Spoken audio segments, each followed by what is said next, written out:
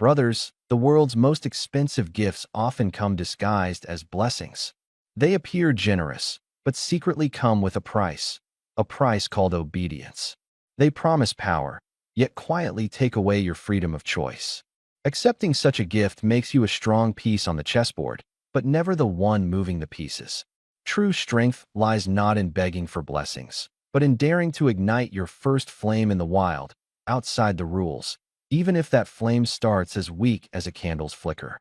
When the goddess of war, the void spirit, and the abyssal overlord descended together, the world thought I was about to receive the greatest blessing imaginable. But they were wrong. This wasn't a blessing.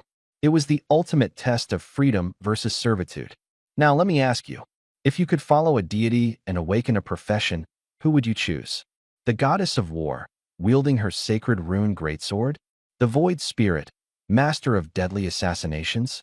The abyssal overlord, ruler of the underworld?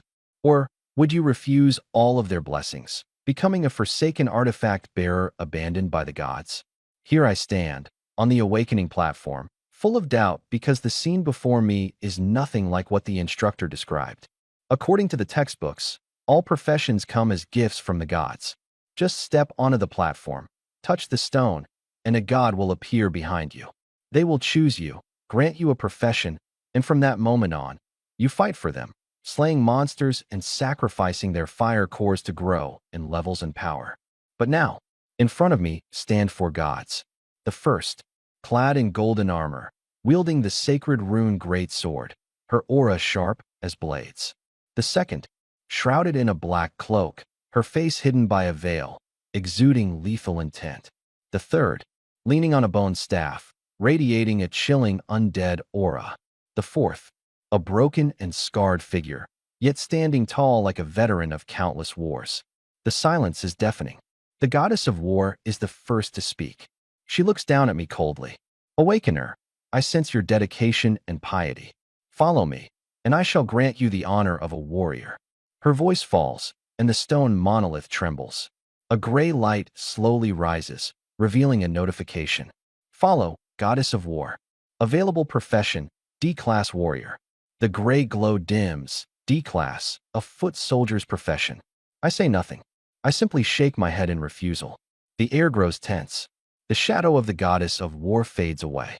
The second deity steps forward. Her black cloak stirs without wind, her killing intent pressing down upon me. A wise choice, she says, her voice quiet but razor sharp. Follow me, and become the black blade that tears through the void. The void spirit stretches her hand, slicing open the air itself. A black blade slashes across the sky, leaving a scar in its wake. Instantly, a black blade totem appears, hovering inches from my throat. Its edge grazes my skin, a warning but also a promise of power. The stone monolith erupts in purple light, a beam shooting into the heavens. Below the platform, the crowd falls silent. Purple light, reserved only for S-class professions. The notification appears again. Follow Void Spirit. Profession awakened. S-class Shadow Assassin. Simultaneously, a second black blade shadow forms and begins circling me, spinning faster and faster until the very air splits into tiny cracks. The gray greatsword shadow from before is completely suppressed, evaporating into nothingness.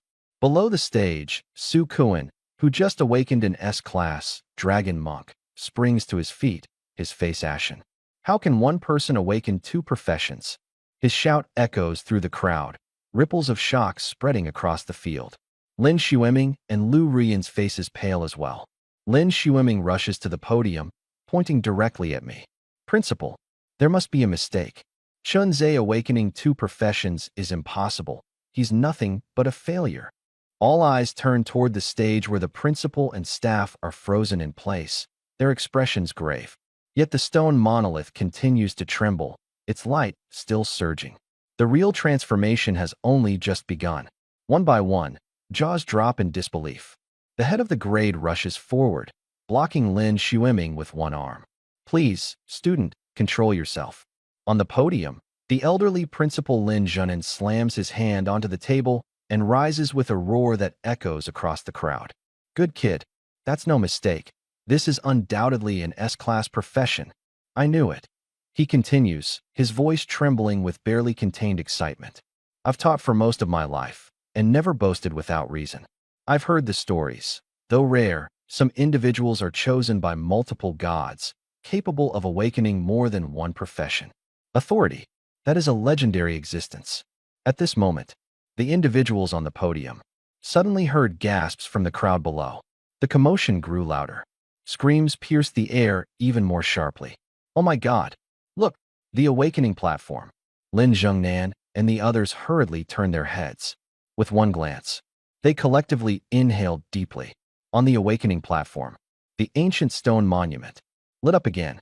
A beam of orange light shot straight into the sky. The third beam.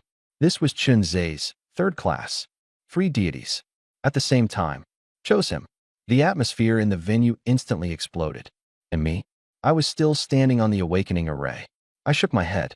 An S-rank combat class, Shadow Assassin. Even among all assassin rankings, it was among the top. But I didn't choose immediately, because behind me, there were still 2 other gods. I raised my hand and waved slightly at the god in the black cloak. I know you're impatient, but wait your turn. The void god's body trembled, black mist surging, but unable to intervene. The rules were set in stone. I had the right to choose. The void god glanced at the third god. His gaze changed. There was now a hint of reverence, and even fear. The third god, leaning on a staff, his hair stark white. The staff was as if carved from white bone, the tip burning with an eerie blue flame. The flame flickered, scorching cracks into the very fabric of space. The old man radiated authority. He looked at me, his gaze containing a trace of admiration. Awaken one. I am the lord of the underworld. Submit to me, and I shall grant you the power to control life and death. As his words resonated, the air grew heavy, and the temperature plummeted. I looked up at him. This power, clearly superior to the other 2. Among gods, too, there are hierarchies. In the next moment, a line of ancient, white text appeared before me. Submit to the Lord of the Underworld. Transition to SSS class role. Plague of the Undead. 3 words. SSS class. The venue fell silent, and the next instant, the sky changed. A dense, ominous black cloud unfurled above my head.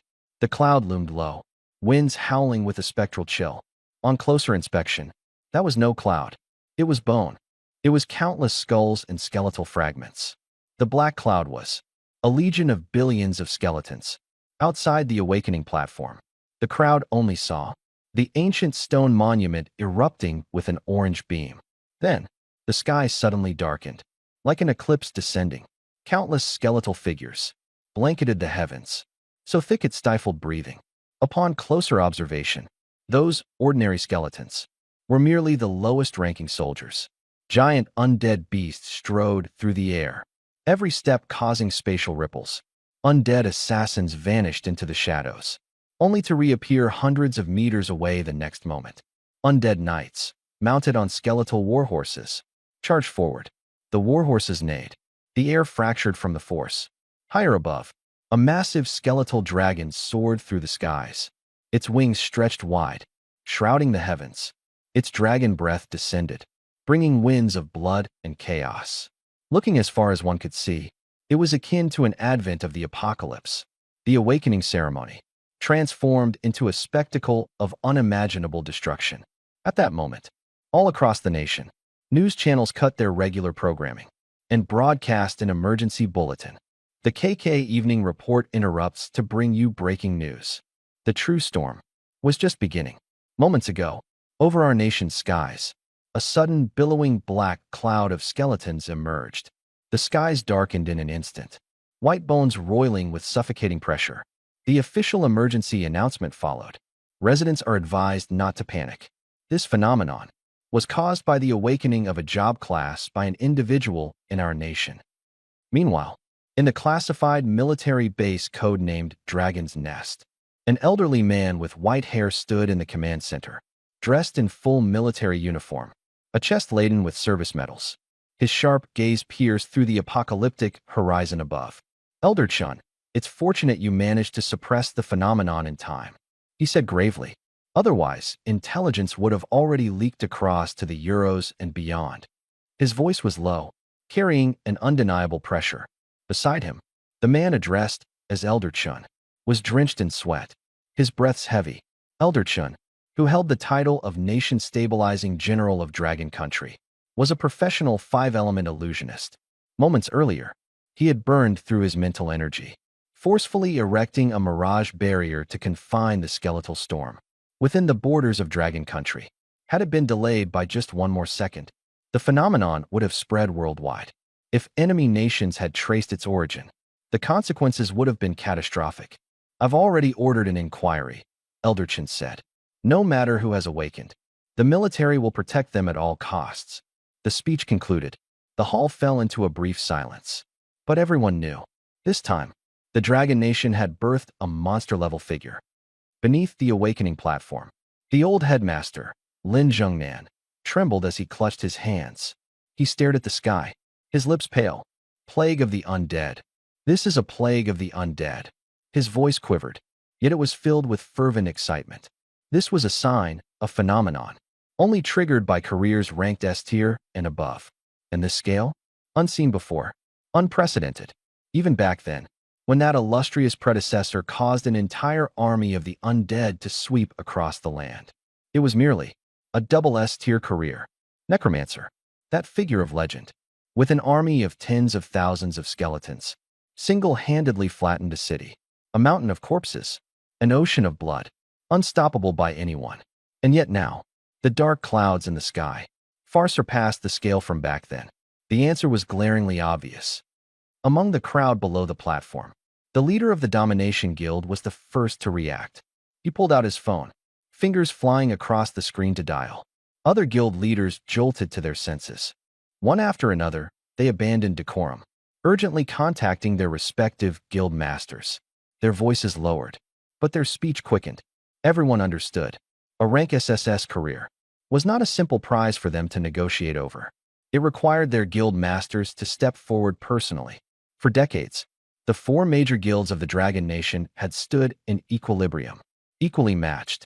But today, that balance was wavering. If one guild succeeded in recruiting this individual, the landscape would change. The entire game would be overturned. And my arrival was destined to topple this chessboard. Unbeknownst to me, still enveloped in the awakening ceremony, I remained unaware of the commotion outside. At this moment, four divine figures hovered before me. This was no ordinary choice. It was a crossroads that would determine the rest of my life. The first deity, draped in lightning, radiating overwhelming power. The second deity, wielding holy light, shining with divine brilliance. The third, clutching a bone staff, introducing himself as the lord of the underworld. The career he offered, SSS tier career, plague of the undead. With just a nod, I'd begin at the peak, with preferential resources, crushing everything in my path. My future would almost certainly be legendary. But I, once again, quietly shook my head. I spoke. I want to see the last one. The air fell silent for a moment. The fourth figure slowly emerged. Rather than a god, he looked more like a mortal. His body was broken, his clothes tattered, black hair messy. In his hand, he held nothing but a dimly flickering torch. Compared to the overwhelming majesty of the previous three, he appeared like a beggar, even laughable. Yet when he spoke, his voice was low, piercing straight into my soul. You're a traveler from Blue Planet 2, aren't you? My body froze. Breathing halted. Cold sweat instantly drenched my back. That I came from Blue Planet. It was a secret I had never shared with anyone. The first three deities hadn't noticed, but he exposed it with a single glance. I stared at him. My throat tightened. Could it be that this broken deity was a traveler too? The real choice, perhaps, was only just beginning. Before I could speak, the broken figure suddenly said, his tone urgent, "Don't follow the gods. All of this is a conspiracy orchestrated by the divine. We are all pawns, all sacrifices. Gods can be killed, and we can become gods." With those words, I hadn't even processed everything yet, when his body began to disintegrate, cracking bit by bit, as if some force was erasing him on the spot. In the blink of an eye, he completely vanished. Not even ashes remained. I had countless questions, but no one left to answer. It was then a new notification appeared before me. Do you wish to reject divine blessings? Upon selection, You will become forsaken by the gods. You will acquire an unknown tier career, artifactor, shard of divinity, incomplete. Obtain the right of sacrifice. By killing any creature, you may sacrifice its star and gain one of the following: attribute, talent, skill. The moment the options appeared, a strange and eerie scene unfolded. Above the heads of the three gods, health bars emerged, crimson red, almost black, numbers jumping wildly. Units, trillions. Their health was real, so vividly clear. I froze. Gods. Even they had health bars, which meant they can be killed. What the incomplete being said was true. Humans can truly slay gods. A surge of unstoppable battle intent rushed through me. Both hands trembled uncontrollably. The value of a shattered divinity. I finally understood. Originally, humans could not perform sacrifices. Only gods held that privilege. After killing monsters, awakened ones had to offer their heart fire to their chosen god to obtain skills, unlock their second transformation, and receive divine blessings. But now things had changed. An incomplete divine shard was still a divine shard. Owning divinity meant I could perform sacrifices. I could stand as an equal to gods. The monster's attributes, its talents, its traits, all would become mine, starting as a blank slate profession, but with no growth limits. Perhaps even reaching the rank of gods themselves. I looked up at the three deities before me. One exalted, arrogant, and stingy. One gentle in tone, yet manipulative at every turn. One issued direct commands, ordering me to kneel and submit. No respect, only control. In the eyes of gods, humans were never seen as equals. To them, we were merely tools, expendable resources. Just then, a commotion erupted from the podium. The four guild leaders all stood up, walking towards the awakening stage. The original overseers seated there quickly ceded their position. Principal Lin Jingnan's face turned a bright, flushed red, his lips trembling with excitement. Student Chinze is our top-trained talent at First High School. For the past 3 years, he has been given endless resources. He is our most outstanding graduate. Before he could finish, the sky began to tremble. The overwhelming army of the undead, which had covered the heavens, started to dissipate. The black mist retreated. Billions of skeletal soldiers vanished. Immediately after, the awakening monument began to shake again. Another beam of light shot into the sky. A fourth one. The entire venue fell into dead silence. Blackhawk Guild leader Wang Meng gasped sharply. A fourth class? How is this even possible? Even dual classes are extraordinarily rare in history. And yet he has 4 options? The guild leaders on stage exchanged looks, their gazes locking in unison. Their attention zeroed in on the SSS rank profession, Plague of the Undead. To them, that was without a doubt the optimal and best choice. But they didn't know. The true choice was something beyond their imagination. And I had already made my decision. Alongside Principal Lin Jungnan, countless eyes turned towards that ancient stone monument. Lu Yunj Guild's elegant president, Yi Xiaoxiao, spoke softly. Principal Lin, student Chen Zhe will make the correct choice, won't he? Lin Zhongnan raised his chin, his expression full of confidence. In his mind, as long as Chen Zhe picked correctly, when this awakening ceremony ended, no other school in Shanjing City could ever compare to First High. Rest assured, guild leaders. Lin Zhongnan beamed with pride, his complexion glowing pink. Before he could finish, on the awakening platform, I made my choice. The entire venue fell into absolute silence. Tens of thousands held their breaths. Everyone wanted to see, in this awakening storm that swept the city, whom I would choose. Upon the monument, the 4 beams of light dimmed almost simultaneously. As the radiance faded, only a single totem remained on me. It was a torch. Its flames were faint, nearly extinguished. The torch circled around me. Then suddenly, it transformed into a streak of light, heading straight for my forehead, and sank within. The venue erupted. No way. Lin Jingnan's expression froze, his face pale.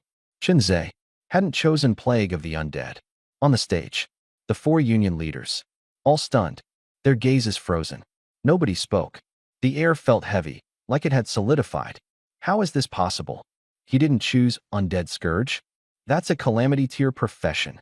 Has Chunze lost his mind? Lin Zhengnan fell from euphoria right into despair. He lost control of his emotions. He lunged forward to the awakening platform. Chunze, get out here. His voice was hoarse. The entire auditorium heard his outburst. This scene lit up the media frenzy completely. Cameras zoomed in on me like rabid dogs. Flashbulbs flickered nonstop. The public loves to build idols, but they love tearing them down even more. The host's voice brimmed with excitement. Dear audience, what an unexpected turn of events. Chunze, given multiple top-tier choices for a profession, actually chose the weakest SSS Tier 1. He passed on Undead Scourge just like that. It's truly a waste. This decision will be hard to justify for both Chunze and First Academy. We just lost a potential Undead Scourge for manhwa. The livestream exploded in chaos. Comments flooded the screen. Mocking, cursing, blaming. It had turned into a full-on flame war. Back on the stage, the four union leaders exchanged glances. They shook their heads in resignation, then turned and left. A talent like this, rare in a century. What a shame. He just ruined himself. But some people were secretly breathing sighs of relief. People like Su Kuan and Lin Xueming, classmates of mine. A loser is still a loser. Su Kuan tilted his head back and let out a breath. Even given the chance, he couldn't seize it. Lin Xueming had nearly broken down earlier, but he had regained his composure now. His face was still pale, but the grin curling up at his lips was impossible to hide. Unbelievable. Chunze is truly an idiot, not choosing such a perfect profession. If that's the case, tomorrow, at the trial tournament, I won't hold back. He stared at me, his eyes filled with malice. Years' worth of pin-up resentment, written all over his face. Ruyan, you're not still planning to defend him, are you? Lin Xueming turned to ask. Lu Ruyan scoffed and rolled her eyes. Don't be ridiculous. We're just ordinary classmates. That one little glance set fire to Lin Xueming's heart. He turned back to look at me, his gaze even colder. Chunze, oh Chunze, you've been riding high for so long. Tomorrow, you'll pay it all back. At that moment, in the center of the awakening platform, I slowly opened my eyes. The real change was just beginning. The trial tower ahead. I'll make sure you all learn well. How to grovel like true failures. As my words fell, outside the trial tower, someone was watching my live feed. That someone was First Academy's homeroom teacher, Tang Wan. I was her student, trained under her tutelage. She knew better than anyone exactly how strong I was. She couldn't believe it, that I would senselessly give up on an SSS tier profession, Undead Scourge. What's more, as a member of the Academy's guidance team, she was already aware that this year's trial tower would not be ordinary. This time, people might die. Tang Wan turned on the monitor. The screen lit up. The moment it did, she saw me, surrounded by the first wave of goblin troops. She was a professional advisor. She knew better than anyone. A common starter class, surrounded by goblins, only met one outcome: instant death. No chance to resist. Her fingers tensed slightly. On screen, I gripped a crude iron spear, moving my feet steadily into position. Stab, sweep, sidestep to evade. Each move was clean and precise. The spear found its mark and pierced through a throat. A kill in one strike. I spun. Reverse grip, skewered another. The second goblin collapsed. In less than 10 seconds, I had broken their formation. One after another, the goblins fell. My actions were textbook perfect. Every movement deliberate in rhythm. Tang Wan stood frozen in place. Inside the trial tower, a voice chimed in my ear. Congratulations, you have defeated the first floor guardian. Initiating transfer to the second floor. My vision blurred. The goblin corpses on the ground slowly vanished. Space twisted and warped. The next second, I found myself in a massive cavern. The ceiling loomed high above. The surroundings were shrouded in darkness. The stone wall feels rough to the touch. The ground beneath me is cold, damp earth. The air is laced with a faint metallic scent. This is the second floor. On the first floor, the goblins. I sacrificed all of them. In return, I gained 2 abilities. Skill, Savage. Skill, Beast's Blood Rage. My combat power surged dramatically. Now then, what does this second floor have in store for me? As soon as the thought crossed my mind, an unforeseen change unfolded. The muddy ground underfoot started to shift, bulging and churning. A dark figure burst up from beneath the earth. Then came a second figure, followed by a third. Thick, black tendrils, breaking through the soil, each as thick as an arm, their surfaces covered in sharp thorns. I instinctively leapt back. Where I had just stood, two tendrils lashed violently. The earth beneath them tore apart, leaving two deep gouges. Their power cannot be underestimated. I raised my spear, slashing horizontally. The spear cut through the tendrils. -30, -30. Two damage numbers floated into view. The tendrils were severed, their pieces writhing on the ground. As if alive, I frowned. Each one only has 30 HP. Logically, second-floor creatures should be stronger. But this health pool, it's far too low. Then it hit me. All around, the ground began to churn yet again. More dark tendrils emerged from the soil, encircling me. I didn't wait for them to fully form. Thrusting, sweeping, slashing at an angle, one tendril after another was severed. -30, -30, -30. Soon, the ground was littered with fragments of broken tendrils. But in the next moment, the unexpected happened again. From every point where a tendril had been severed, the soil stirred anew. Fresh tendrils emerged, even greater in number. A dozen or more this time. It dawned on me instantly. These aren't the main body. They're just extensions. The more you kill them, the more they multiply. They can't be completely eradicated this way. My attention turned to the ground, tracking their emergence patterns. Before each tendril appeared, a shadow would slither just beneath the soil, like a snake, stretching toward a particular direction. That's the source, the main body. If I can locate it and pierce it with my spear, I can end this here. Following the tendril's trajectory, I slowly turned my body. The true enemy lay hidden in the darkness ahead. And there, something much larger, seemed to be awakening. The undulating shadow. It was rooted deep within the earth. I gripped my spear tightly, taking a bold step forward, charging toward it. But just a few strides in, the ground erupted. Tendrils emerged again, dense and countless in number, easily surpassing hundreds of them. The cold wind gusting behind me gave it away. A thorny lash struck the stone wall, sending bits of rock flying. I quickened my pace, with no intention of stopping. The underground cavern sprawled endlessly. The paths twisted and turned, disoriented and moist. Suddenly, a massive, hulking silhouette came into view. At the cavern's center, an ancient tree root, so colossal that 50 people couldn't encircle it. It sprawled out in the heart of the cave. But what sent chills down my spine was, at the center of that root, there was a grotesque human face. Distorted features, cracked bark. It looked as if it were breathing. The core. Finally, I had found it. Wasting no time, I raised my spear. I stepped forward, driving the spear down fiercely. Splurt. -137. The damage number popped into view. Immediately after, a health bar materialized in front of me. Undying Treant. Elite level boss. HP, 50,000. Threat level, high risk. The health bar was staggeringly long. It stretched across nearly my entire field of vision. A full 50,000 HP. Before I could stab again, green numbers began to glow on the Undying Treant. +100. Its health replenished slowly. Its defense wasn't just absurdly high. It could regenerate as well. This is the second floor's true test. The tendrils kept growing endlessly. Its roots were omnipresent. To clear this obstacle entirely, I had to kill the core. But if my damage output wasn't high enough, I wouldn't be able to suppress its regeneration. The longer I fought, the more endless the onslaught of tendrils would become. Eventually, they would overwhelm and drain me dry. This floor isn't about survival. This floor is about raw DPS. If your damage output isn't sufficient, you won't clear it. I tightened my grip on my spear. Good thing I have a trump card. My newly strengthened skill, Beast's Blood Rage. When activated, my damage skyrockets. My attack speed surges. And the key? Each kill I secure prolongs the skill's duration. For the Undying Treant, with its endlessly spawning tendrils, the tendrils themselves would fuel the extension of my rampage. A smirk tugged at the corner of my lips. This battle might just be winnable.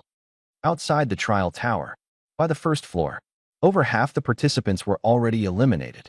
The old headmaster, Lin Zhongnan, furrowed his brows tightly. Who came up with this design this year? The difficulty is insane. The screen shifted. The participants who had successfully cleared the first floor had moved on to the second floor. Key figures: Su Kuan, Lin Xueming, Qin Yinran, 3 S-class professionals. They ventured into the shadowy cavern. Vines suddenly sprang to life, lashing toward Wang Biao. Su Kuan made his move. An S-class melee professional. The coiling dragon monk. He swung his war drum. Dragon-patterned battle energy exploded. Boom. A large swath of vines was shredded. Broken branches scattered. The situation was temporarily stabilized. Lin Zhengnan heaved a sigh of relief. Not bad. Before he could finish his sentence, Su Kuan stopped, his gaze fixed on the ground. The veins of the vines were extending underground. Without hesitation, he followed the trails. The scene quickly zoomed in. A massive core appeared in full view. That bark-like human face consumed the entire screen. A collective gasp erupted on sight. Oh my God, it's the undying tree spirit. This thing, even level 10 professionals struggle to kill. Who put this on the second floor? This is insane. The audience murmured in discussion. In the corner, homeroom teacher Tang Wanner lowered her head. She stared at my screen, her expression tense. Even though I forced my way through the goblin tribe on the first floor with sheer skill, the second floor was the real test. At this moment, in the depths of the cavern, I had already raised my spear once more. The real battle was just beginning. But this second floor undying tree spirit wasn't something I could make up for with just technique. With my almost blank slate profession, what could I use to fight it? With insufficient damage output, there was no way to kill the core. And yet, on the screen, I was alone. I had already charged toward the undying tree spirit's core, starting the fight directly. Tang Wanner, who taught the combat techniques course, immediately noticed something off. My speed was nearly double what it was on the first floor. She focused on the screen, her expression shifting noticeably. What's going on? At this moment, I was already moving rapidly around the core, launching wild attacks. The coarse iron spear in my hand, thrusting without pause. The tip of the spear turned into a continuous blur. Stab, stab, stab. The spearhead pierced the bark. Massive damage numbers popped up. 179, 158, 200. Each hit dealing nearly 200 damage, bursting out in rapid succession. The reason was simple. Skill, beast blood boiling. Attack power, plus 50%. Attack speed, plus 50%. With this dual boost, my damage output instantly doubled. But to kill this undying tree spirit, it wasn't enough to just stand and attack. The ground began to tremble continuously. The next second, large clusters of vines broke through the soil. These vines, covered in thorny spikes, each one inflicting piercing damage. If not cleared quickly, their numbers would snowball, eventually sealing off the entire arena. But if I got distracted, the core's health would regenerate. Such was the challenge of the second floor.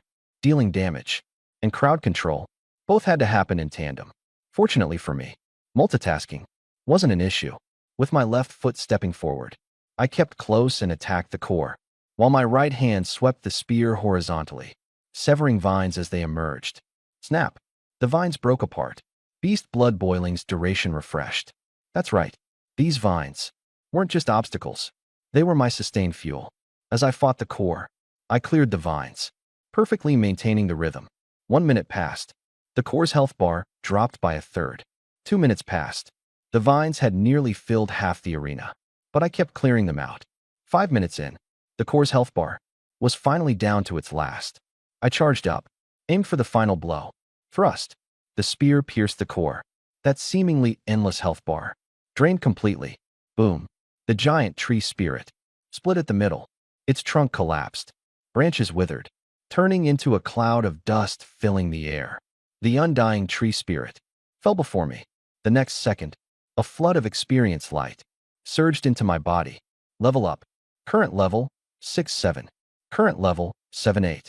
I leveled up 3 times in a row, reaching level 8 directly. This difficult boss delivered a massive reward of experience at once. It was terrifying, but what I cared about more was the starlight on the ground. It was the starlight of the undying tree spirit. I raised my spear to perform the sacrifice. Tiny sparks, like a swarm of fireflies, swirled around the tip of my spear, dancing, converging. then merging. Undying tree spirit starlight, sacrifice successful. Fire seeds plus 20. New talent trait acquired. Photosynthetic restoration. Photosynthetic restoration. S rank. The instant space suddenly trembled. Dark-colored starlight floated and danced. From the void came a deep, resonant echo, as if proclaiming the birth of a new trait. The entire instance shuddered slightly. I took a deep breath and opened the trait description. Photosynthetic restoration. Grade, S rank. Effect 1, when bathed in light. All recovery effects are increased by 500%. Effect 2, recover 1% of max health per second. At the last line, I gripped my spear tightly. 1% per second. This was absurd level regeneration, and it was constant. Add to that a 500% increase in recovery effects. Healing potions. Their effects would quintuple instantly. Skills with lifesteal properties. Restoration would also multiply fivefold. Even elite class bosses, their recovery ability was no better than this. And now, this ability was mine. The second level had ended, but the real trial had just begun. Before I could feel any sense of exhilaration, that familiar voice echoed in my ears again. Congratulations. You have defeated the guardian of the second floor of the trial tower. The third floor of the trial tower is now transferring. As soon as the words dropped, the scene around me shifted drastically. The dark, damp cavern vanished. In the next second, I was standing in an open swamp.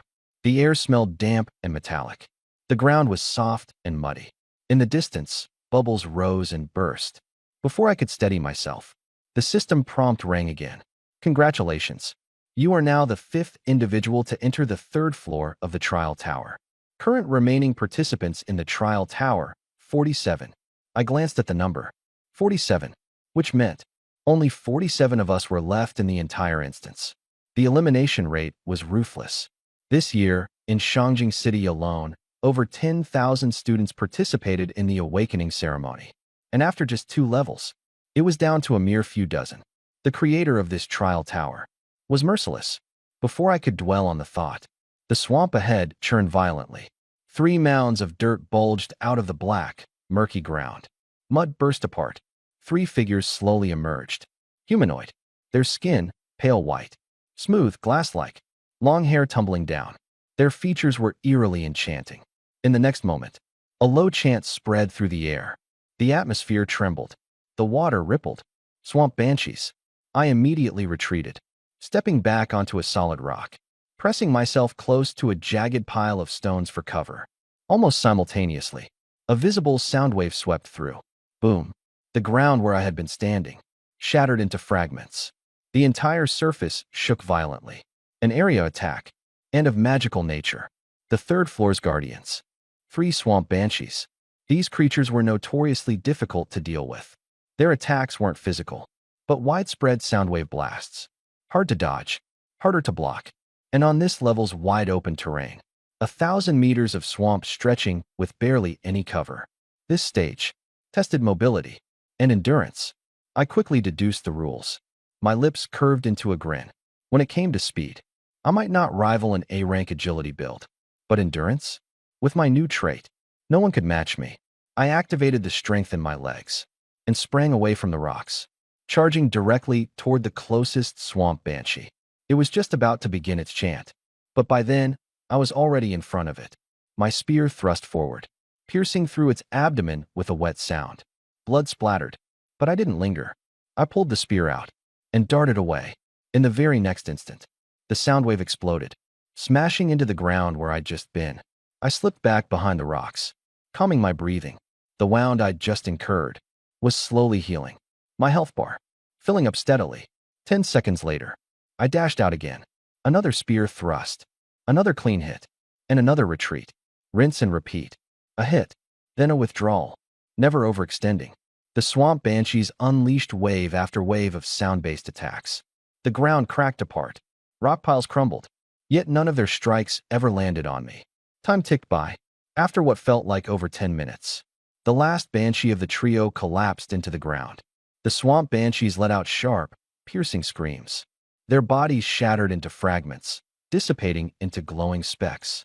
The battle was over. Leaning on my sturdy iron spear, I exhaled deeply.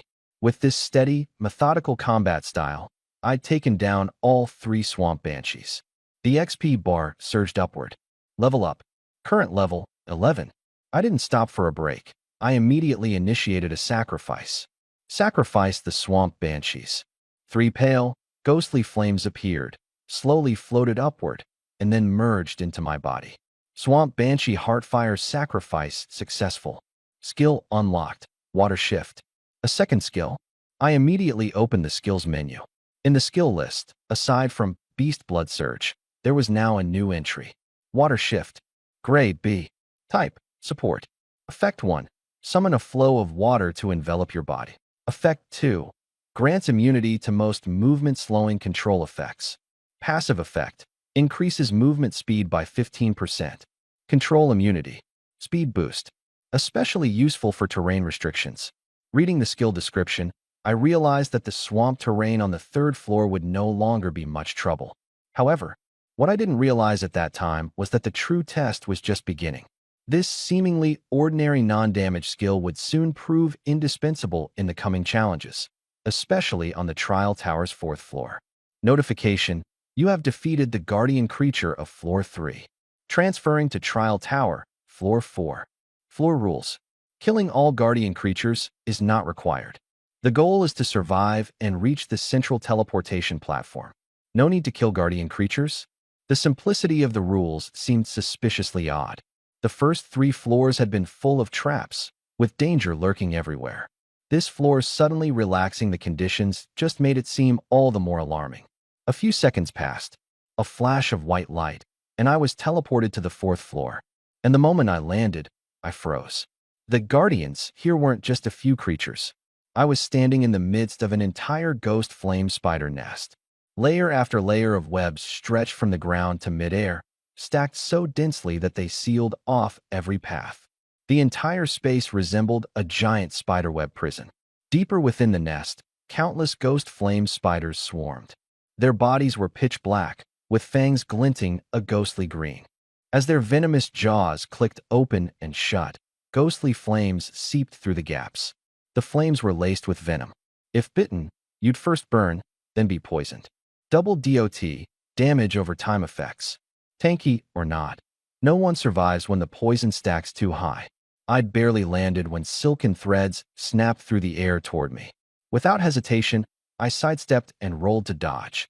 The threads grazed my shoulder, anchoring themselves to the ground, sealing off the area instantly. Even more ghost flame spiders scuttled out of their lair. Navigating through the layered webs, I moved quickly, changing directions frequently, but my steps started to grow heavier. The webbing was too dense. Movement was becoming restricted. Asterisk, asterisk, water shift, activate, asterisk, asterisk. The skill took hold. A surge of water rose from beneath me, coiling around my legs. The flowing water condensed into a thin veil, coating the soles of my feet. Suddenly, my steps felt weightless. I stepped onto the webbing, but there was no more stickiness, no resistance. The water barrier kept the webs from gripping me. Movement became smooth and effortless again. Without this skill, I would have been trapped within seconds. The ghost flame spiders closed in. I capitalized on the skill's duration to rush toward the center. More threads shot toward me from every direction. I zigzagged, darting through gaps in the webbing, but I was still a step too slow. One ghost flame spider leapt onto my shoulder, sinking its venomous fangs in. A sharp, searing pain erupted. Status: Ghost Flame Venom, 1 stack.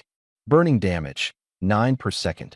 Poison damage, 5 per second. My HP bar began to drop. The damage wasn't too high, for now. But this was only the first venom stack. If I let it pile to 3 or 4 stacks, my HP would dwindle rapidly. I wrenched the spider off, jabbing my spear through its body. The ghost flame spider burst apart with a splatter, leaving me with only 10 HP remaining. One-hit kill. No time to hesitate. I kept running and killing along the way. With a sweeping strike, I knocked 3 more spiders aside, then followed up with a precise thrust, finishing them instantly. But their numbers were overwhelming. The more I killed, the more seemed to emerge, flooding in from the rear. After what felt like an eternity, I finally reached the heart of the nest. Looking up, I spotted it. At the very topmost platform, A blue teleportation sigil spun slowly, glowing faintly. The exit was within sight. I stepped through the cascade of water, swiftly climbing the web-like structure. Finally, I leapt onto the platform, just one step away from the teleportation array. At the moment I was about to step in, I stopped. Behind me, ghost fire spiders surged like a tide. A dense, writhing swarm. Hundreds, maybe more. I glanced down at my spear, then looked at the teleportation array. The rules said I didn't need to kill the guardian monsters, but they didn't say I couldn't.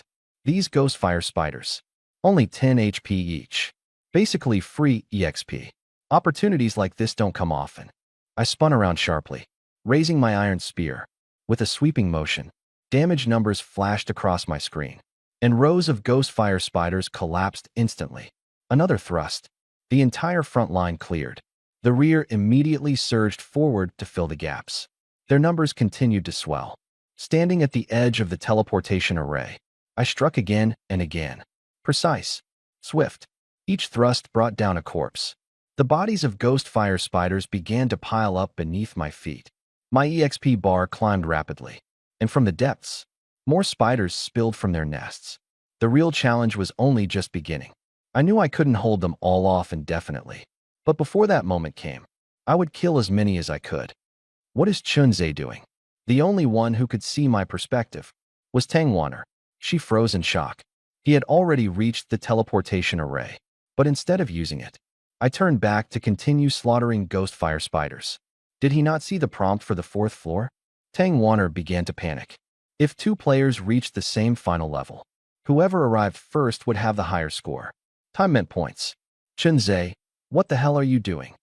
On my side, my focus was on a razor's edge, dodging, weaving, and thrusting. I couldn't let any of the ghost fire spiders get close. If they did, their venom would stack. My health was already ticking down. The green poison damage steadily chipped away at my health bar. The swarm chasing me grew larger, with flames crackling and shrieks echoing around me. My HP slid to a quarter. Redline warning. I couldn't waste any more time. It was now or never. Looking down, corpses carpeted the ground. Hundreds of them. By rough estimate, this was my moment. Sacrifice the ghost fire spider hearts. With a sharp flick of my spear, I activated a skill, pivoted, and stepped 1 foot into the teleportation array. As the light flared, my vision spun. Notifications began to flood my interface. Ghost fire spider heart sacrificed successfully. +1 ember acquired. Ghost fire spider heart sacrificed successfully. +1 ember acquired. Ghost fire spider heart sacrificed successfully. +1 ember acquired. The messages came in a flurry. Over 100 of them. And then, a crisp sound notification. New talent skill acquired. Ghost fire venom. I smiled. I had gambled and won. This moment. This was what made all the risk worth it. The reason I turned back was for this. Ghost fire venom. Among all abnormal status effects, poison affects the most monsters. Fire comes second. And the venom from ghost fire spiders? It has both. Burning. Toxicity. A double-edged effect. It's the ultimate crowd-clearing skill. And now, it's mine. I quickly opened my skill bar. Ghost fire venom. The system panel expanded. Skill name, Ghost fire venom. Level 1. Source, lava venom zone, ghost fire spider species. Effect, can be imbued onto weapons. Targets hit receive. +1 burning effect. +1 toxic effect. Burning, continuous damage over time. Burning, lowers target's defense. Toxic, continuous damage over time. Toxic, suppresses recovery effects. Perfect. Every strike from now on will inflict dual status weakening. Effective on monsters, and even awakened players. This skill is brutal. I looked up, taking in the 5th floor. The space was noticeably smaller. Towering stone walls formed a coliseum-like arena. The floor was polished marble. I barely had time to regain my footing before the ground trembled beneath me. The stone tiles shuddered, and heavy footsteps echoed in the distance. The 5th floor boss had arrived. A massive shadow loomed overhead. An enormous figure emerged, its body like a mountain, thick, bristling fur, coarse and needle-like. Its claws rose, razor-sharp talons gleaming with cold light. The system notification appeared. Boss name, Ghost Claw Bear, adult form. Level, 15. It let out a low growl. The airwaves rippled outward.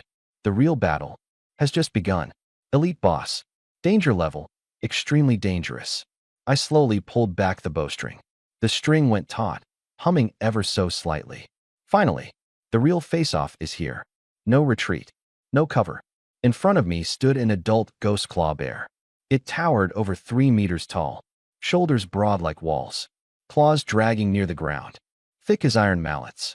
A monster of this caliber usually needs at least a small, well-coordinated professional team to confidently subdue. But me? I am alone.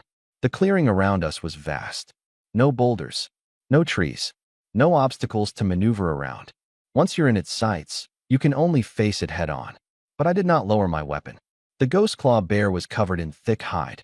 Its fur was dense, its defenses impervious, but it's weak to fire.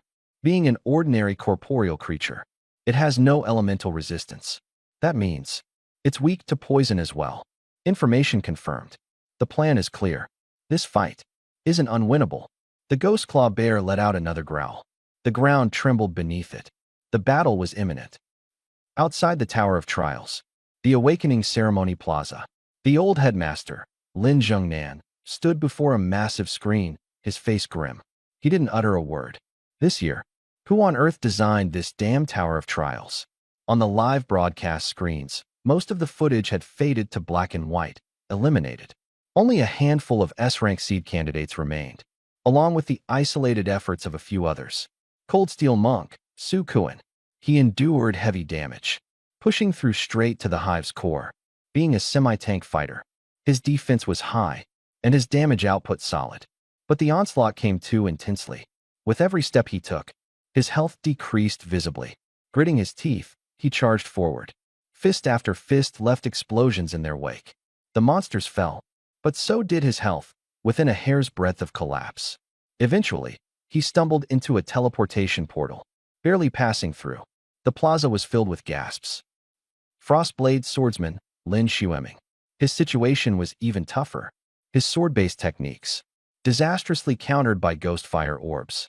Each assault, thwarted. He could only activate his S-rank profession shields, brute forcing his way ahead.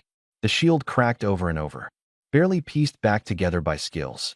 When he finally stepped onto the portal, the shield shattered completely upon landing. Agility-type profession, Bloodstreak Hunter, Qin Yinran. Her speed was unbelievably quick, almost as if she were immune to slows. Spider silk shot toward her. She sidestepped gracefully. Swarming arachnids swarmed. She vaulted and rolled. Arrows flew, each finding their mark through throats. Her path was precise, seamless. Eventually arriving at the portal, she became the sole female awakener to clear to the 5th layer. Of the first high school's current awakener cohort, only these few remained. Principal Lin cursed incessantly. The screen shifted to layer 5. The battleground had been unveiled. In the next moment, an adult ghost claw bear appeared. The gathered crowd froze in silence. Seconds later, chaos broke out. Who's the lunatic putting that in the Tower of Trials? How are freshly awakened professions supposed to fight this? Even a whole squad might not take it down. Who designed this year's trials? Someone whispered quietly. I heard, someone important from the military helped draft it this time. In Beijing City, Military Research Institute. Within the observation room, high-definition screens covered the entire wall, displaying live footage from the Tower of Trials. On over 95% of these screens, the footage had already faded to gray. Eliminated. Wearing professional attire, Nie Xiaoyu stood at the forefront. Her expression was tranquil. Well, it seems like that's the end for this year. There's no one who can break through the 5th layer. Researcher Wang Lin stood beside her, offering a wry smile. Who'd expect an adult ghost claw bear in the trials? Even an S-rank fresh awakener couldn't take it one-on-one. Nie Xiaoyu lifted a hand, casually tucking a strand of hair behind her ear. Oh, is that so? When I attempted the dragon scale assessment, pre-first reincarnation, soloing a ghost claw bear, that was basic entry-level stuff. Wang Lin fell silent for a full 2 seconds, sweat forming on his temple. This parachuted superior. Her casual words cut deep, but with her credentials, no one dared question her. Meanwhile, back in the depths of the Tower of Trials' 5th floor, the ghost claw bear raised its claw. Next second, it lunged forward. That organization name, she whispered.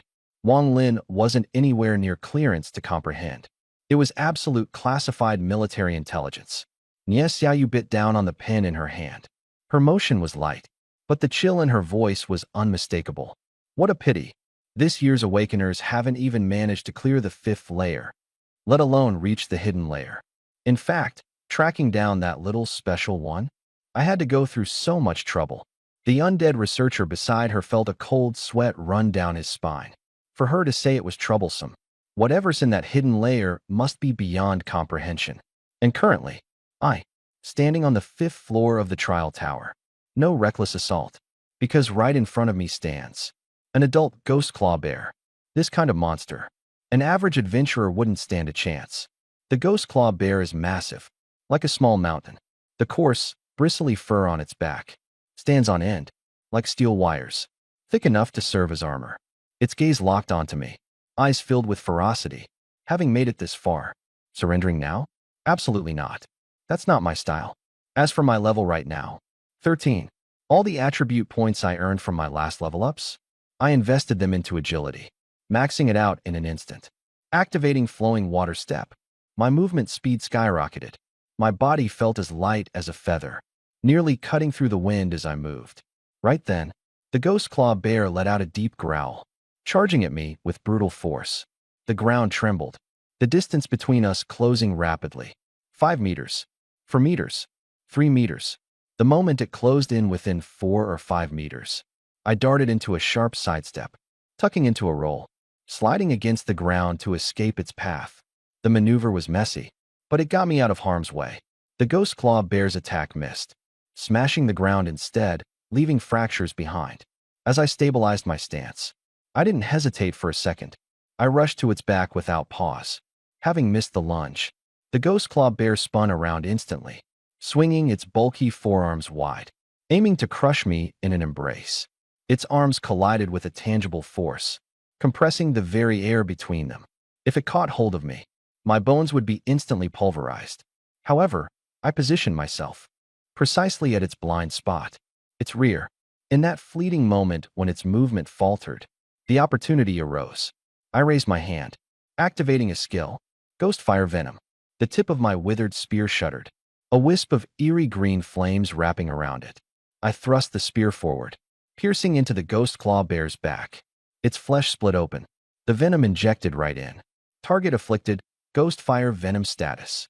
Landing the strike successfully, I immediately leapt back, putting distance between us. In the next instant, the ghost claw bear threw itself backward, slamming its massive weight into the ground. Its back dragged and scraped against the floor, creating deep scars in its wake. Though the move seemed clumsy, it was dangerously lethal. Countless adventurers had met their end under this crushing maneuver, but I had backed away just in time, dodging safely. Meanwhile, the ghost fire venom surged completely, setting the fur on its back ablaze. Flames spread violently, triggering burn damage, while venom continued to corrode. 10:15. The ghost claw bear let out a furious roar, writhing in agonizing pain, its rage tipping it into madness. Its health bar appeared.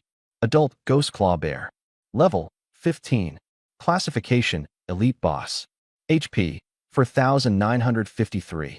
In mere seconds, a chunk of its health was burned away. Elsewhere, the other challengers who entered the 5th floor weren't faring nearly as well. Take Su Kuan, for instance, an S-tier melee class specialist, the Celestial Dragon Monk, armed with a war staff. The moment he stepped onto the 5th floor, he looked up only to see that looming mountain. And that's when the true weight bore down on him.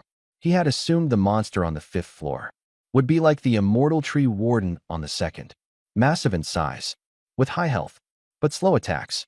Su Kuan knew full well that countless viewers outside the trial tower were watching live.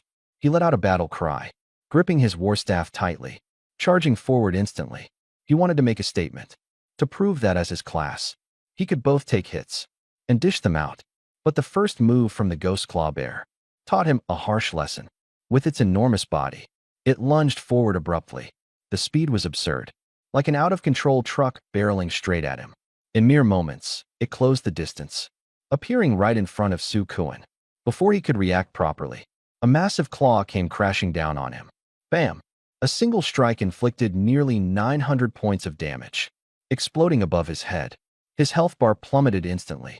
If not for being an S-tier melee class, with high defense and a strong health pool, that one blow alone would have finished him off. Even so, he was left with half a life bar. Meanwhile, on the spectators stands outside the tower. The crowd shook their heads in unison. Even the leaders of the 4 major guilds couldn't help but chuckle. Su Gongzi might be suited for basketball. Fighting monsters? Forget it. Mockery came bluntly. At the same time, the others were also getting defeated one after another on the 5th level. Bear 1's paw slammed down. One player's health was wiped out immediately. Bear 2 swung sideways, instantly taking out another player. The battle ended swiftly. On the big screen, only one person remained. Qin Yinran. In the scene, her movements were light and agile, constantly repositioning. She pulled her longbow taut, activating a skill, Blood Vein Arrow Storm. Arrows rained down, hitting their mark repeatedly. The Ghost Paw Bear had thick hide and strong defense. Regular attacks couldn't even scratch it. But the Blood Vein Arrow Storm, bit by bit, tore open wounds. The health bar slowly decreased. Finally, it dropped below halfway. The audience erupted in cheers.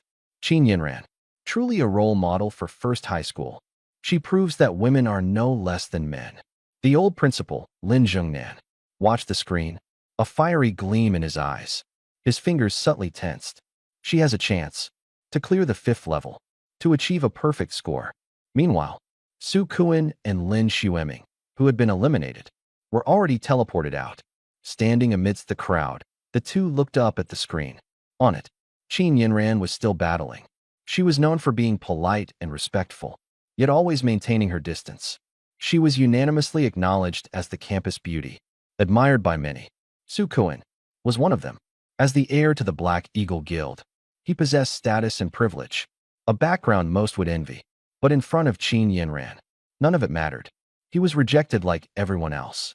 Staring at the screen, Su Kuan watched as Qin Yinran's movements remained precise, her pacing unshaken, thinking about how he had just rushed in recklessly, getting pounded into the ground with a single hit. The contrast between them was glaring. He clenched his teeth, his fists tightening. If he had been calmer, less impulsive, maybe he would be the one standing on that screen right now. Next to him, Lin Xueming's expression was dark. Looking at Qin Yinran, his gaze was laced with bitterness and envy. He had failed to clear the level. She shouldn't succeed either. And just then, the on-screen scene shifted. Qin Yinran drew her bow, this time aiming at the Ghost Paw Bear's body. But the arrow suddenly veered slightly upon release, headed straight for the bear's head. In the next moment, a critical hit triggered. Weak point damage. Large red numbers shockingly filled the screen. The audience gasped. But soon, someone noticed something off. In the footage, Qin Yinran's actions became delayed. Stuttering slightly, she stepped back half a step, her rhythm broken. Several guild leaders furrowed their brows simultaneously. Black Eagle Guild's master, Wang Ming, grimaced. This isn't good. Previously, her precise shots maintained pressure, forcing the Ghost Paw Bear into a controlled rhythm. But now, shooting its head triggered maximum aggro. In a heartbeat, the Ghost Paw Bear let out a deafening roar, its eyes blazing red. The real retaliation began. Chunzhe had been carefully moderating his output, aiming every shot at its torso, avoiding vital points. He didn't want to provoke a berserk state prematurely. But that one arrow, the damage numbers were through the roof. On the screen, a glaring red number jumped upward. Critical hit. The Ghost Paw Bear let out a thunderous roar, shaking the ground beneath it. In an instant, it entered a berserk mode. Its body lowered, muscles coiled, and with a violent shove from its limbs, it charged straight toward Qin Yinran. Its speed doubled, far exceeding its previous pace.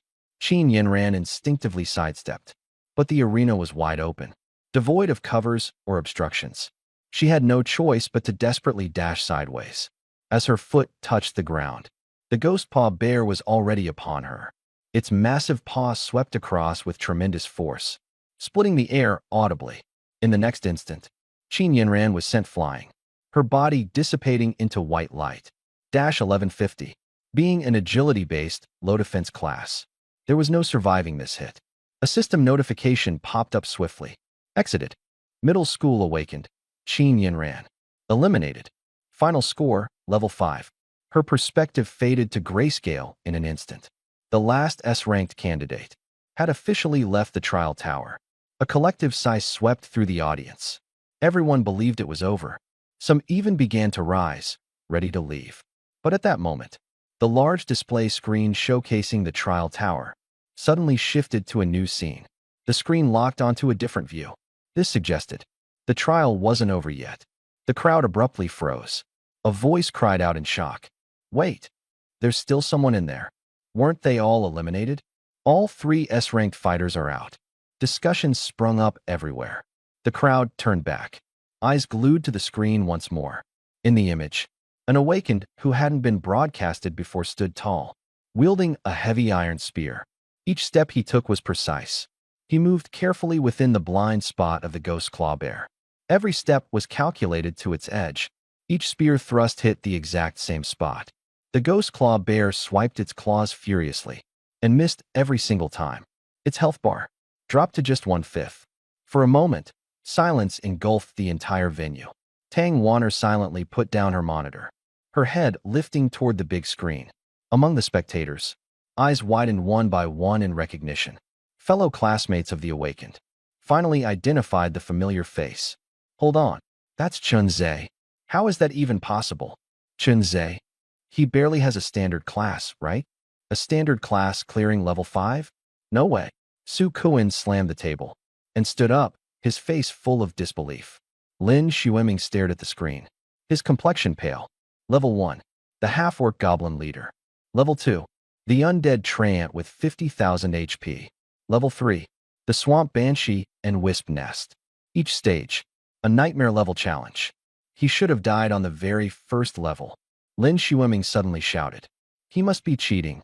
A standard class. Clearing a treant with 50,000 HP? Impossible. His claim ignited the room. Other awakened joined the commotion. Exactly. We fought through those levels ourselves. Every stage was deadly. There's no way he made it through. He has to be cheating. The principal needs to investigate this. Voices of doubt rose one after another. Meanwhile, on the screen, Chun Zhe continued his movements. His spear thrust forward once again, landing with flawless accuracy. The ghost claw bear's health bar dropped further, now barely hanging on to its last sliver. The monster was already in a frenzy. Eyes blood red, strength doubled, speed skyrocketed. But no matter how it turned, it couldn't touch Chun Zhe. He moved like a shadow, staying locked within its blind spot. Another spear thrust, poised and ready.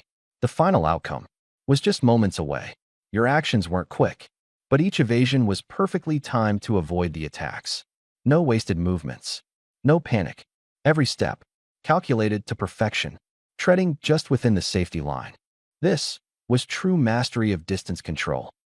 Outside the trial tower, Qin Yinran had just been teleported out. She happened to catch this very scene. Her steps froze, her gaze locked onto the screen. For a brief moment, confusion flickered across her face. But soon after, her expression turned serious. So that's the trick. Dodging attacks doesn't always mean creating distance. Sticking close to the target, circling tightly around it, you can expose gaps in its movements. Lumbering monsters turn slowly. Their recovery time after attacks is slow too. If you time it just right, you can chip away at them without taking any hits. Qin Yinran fixed her eyes on the screen. Chun Zhe, just how strong are you? Doubt, clamor, disbelieving stares, all directed at Chun Zhe. Meanwhile, the ghost claw bear's health bar continued to shrink, lower and lower. All of a sudden, Lin Xueming stood up, veins bulging on his forehead. Look at this, he shouted. The ghost claw bear's health bar. It's not decreasing based on Chun Zhe's attacks. He has to be cheating. His words sent shockwaves through the crowd. A group stood up together, shouting in unison, cheating, cheating. The same year students turned their attention to Chun Zhe. The pent-up emotions erupted in full force. He had suppressed them for too long. And now, a student with an awakened trash class dared to achieve a perfect score. On the 5th level, they couldn't accept it. The voices grew louder. The doubts multiplied. Tang Wanner finally stood up. She had personally witnessed Chun Zhe climb layer by layer defeating foes. Everyone quiet. Her voice was cold and commanding. The entire hall fell silent. A health bar not reducing with attacks means the ghost paw bear was triggered into an abnormal status. This is the most basic knowledge. Can't you see it? Everything I've been teaching you. Was it all in vain? She was already captivatingly beautiful, and being the combat coach for the entire grade, her prestige was undeniable. The moment she spoke, many dropped their heads. The whispering subsided. But Lin Xueming had already lost his composure. He stood up abruptly and argued in front of everyone. Ms. Tang, you can't just cover for Chun Zhe because you're biased toward him. He's only an awakened trash tier class. How could he trigger an abnormal status?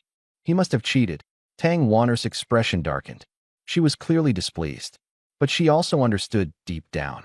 For a trash tier class, to reach the 5th level was indeed difficult to explain. Principal Lin turned his head. His brows furrowed. This time, the rewards were provided by military resources heavily funded by the school. The top scorer could be anyone, but under no circumstances should it be a student with an awakened trash tier profession. He glanced around. The voices shouting "cheater" grew louder again. Principal Lin's gaze turned colder. He had made up his mind. Even if Chun Zhe actually defeated the Ghost Paw Bear, the top award would not go to him. Trial Tower, 5th floor. The Ghost Paw Bear's steel-like fur was already scorched by flames. Its hair charred black. Toxins corroded its nervous system. Its movement slowed further. Blood-filled eyes, vision becoming unfocused. Its head wobbling. I closed in again and moved behind it, swinging my blade downward. 1-1. The poison damage reflected above. 139. Burn damage continued. 1-1. 139. The damage numbers floated sequentially. The Ghost Paw Bear roared furiously, but it couldn't land a hit on me. Its health bar steadily eroded, bit by bit, nearing empty. Finally, the final burst of poison damage struck. The Ghost Paw Bear collapsed with a massive thud. The ground trembled. An influx of experience overwhelmed me. Level up. Current level, 15. Strength surged through my body. I didn't hesitate. Raising my hand, I immediately activated Sacrifice, the starfire from a boss-grade Ghost Paw Bear. Far more valuable than mere experience points. I didn't think twice. Flames rose, blazing fiercely. The ritual began. Sacrifice target, Ghost Paw Bear Starfire. Light fluctuated violently. A new power started to form. Outside the tower, the storm was only beginning. Sacrifice successful. Obtain talent skill, Savage Charge. Skill level, level 1. Skill effect. The Ghost Paw Bear enters a charge state. Charges in a straight line toward the designated target. Cannot be stopped. On impact, causes stun. A movement skill finally acquired.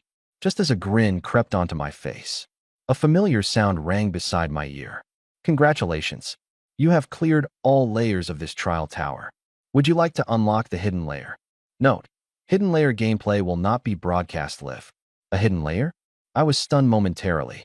All previous trial towers had only 5 layers. A hidden layer had never appeared before. Not only was this year's difficulty increased, there was now an undisclosed, non-broadcasted hidden layer. What exactly was the designer trying to do?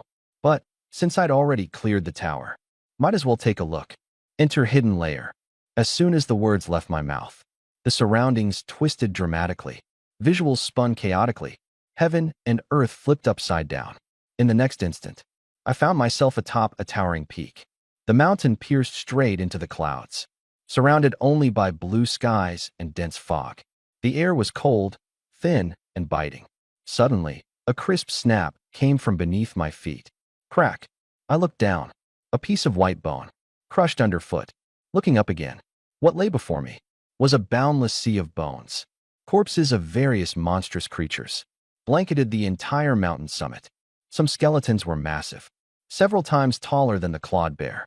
All the corpses, their flesh and blood were completely devoured. Only bones remained.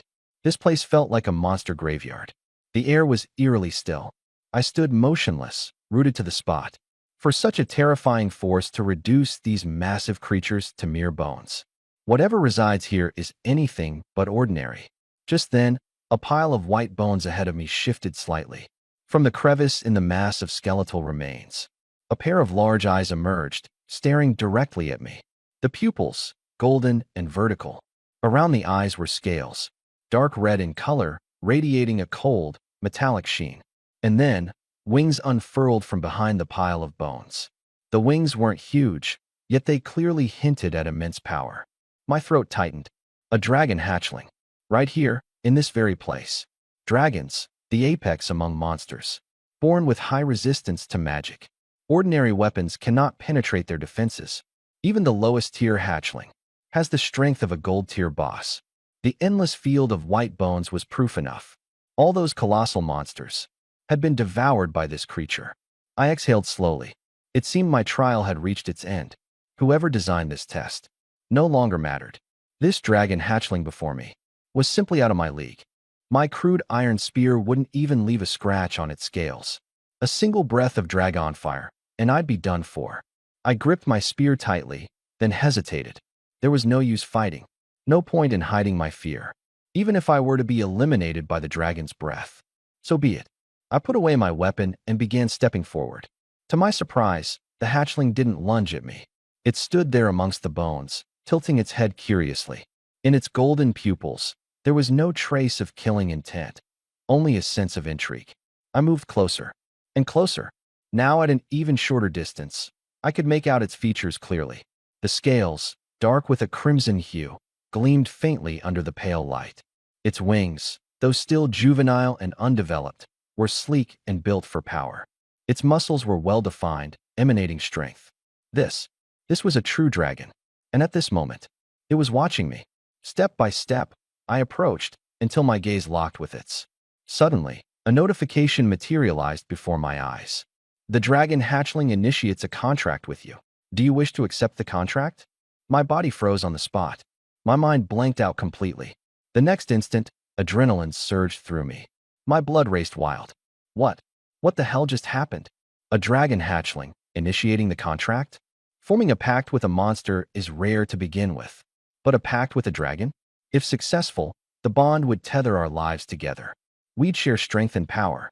Only beast tamers possess the inherent talent to form such bonds. And even among them, those capable of contracting dragons could be counted on one hand, worldwide. I didn't hesitate for even a second. I chose yes immediately. Deliberating for even a moment longer? That would be an insult to the dragon. The next moment, a dark contract sigil appeared. It hovered between me and the hatchling, glowing with swirling runes. Light and shadow intertwined as the sigil was absorbed into both our bodies. Contract successful. Companion beast, obsidian dragon, hatchling. Level 5. State, juvenile. Species, obsidian dragon. On my character menu, a brand new icon appeared. A summon slot, reserved exclusively for the dragon. At the same time, I felt an unexplainable connection come alive. A bond between the two of us. I could feel its emotions. Excitement. And a deep reliance. I stared at the hatchling, and finally, I understood.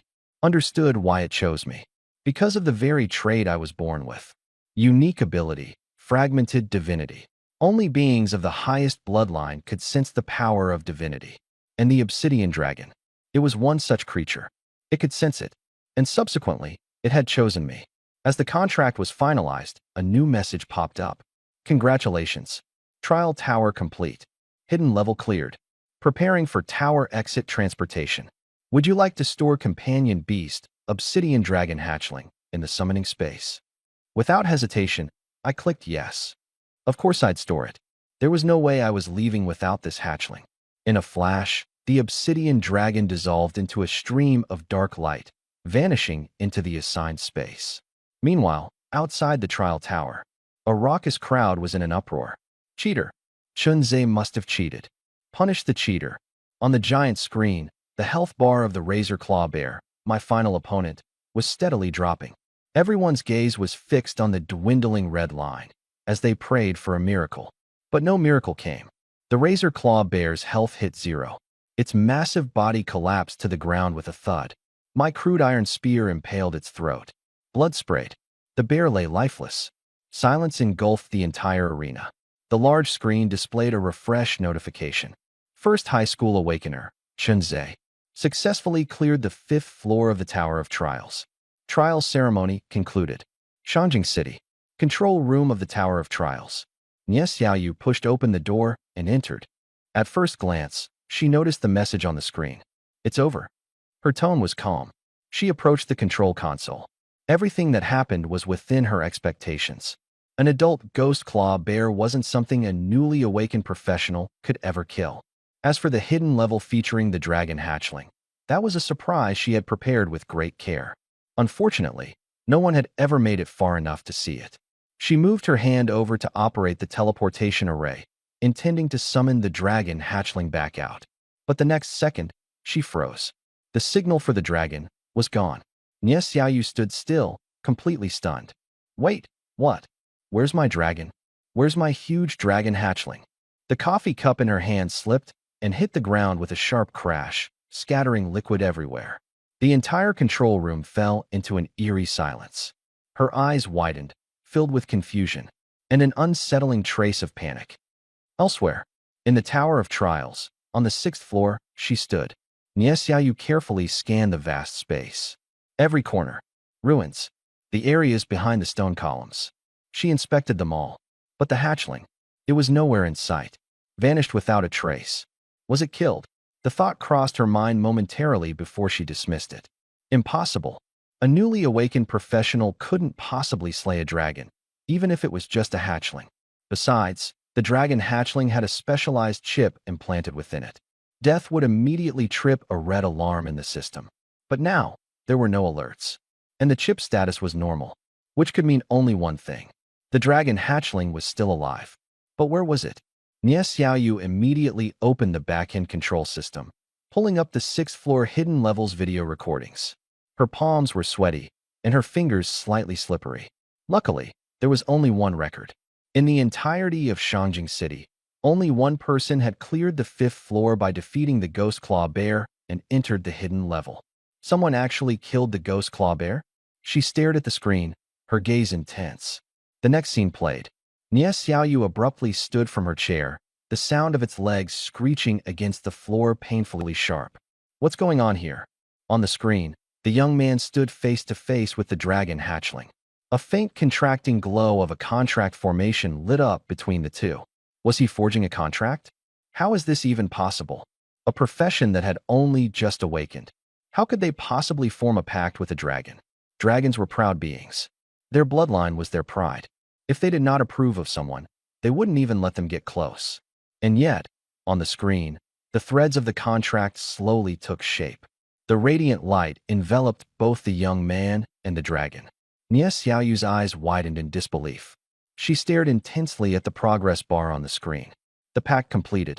The radiant light faded, and the dragon hatchling quietly stood at the young man's side. The contract was a success. The entire room fell into silence. Nie Xiaoyu's breath caught. Their efforts had been immense. They had gone through hell just to capture that dragon hatchling and transport it to the research organization. So many attempts had been made to form a contract with it. Even she, personally, had failed. The team's highest-level beastmasters, even those at level 200, had tried. Still nothing. The dragon didn't approve of anyone. Yet now, a newly awakened recruit had effortlessly completed the pact. No backlash. No struggle.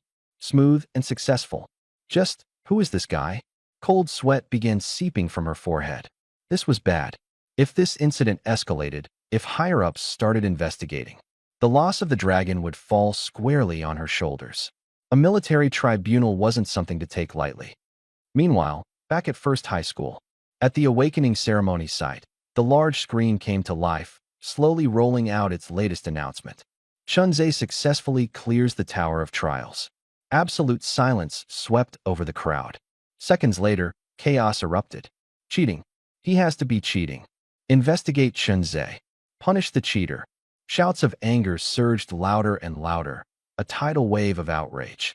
A trash class profession could never clear it.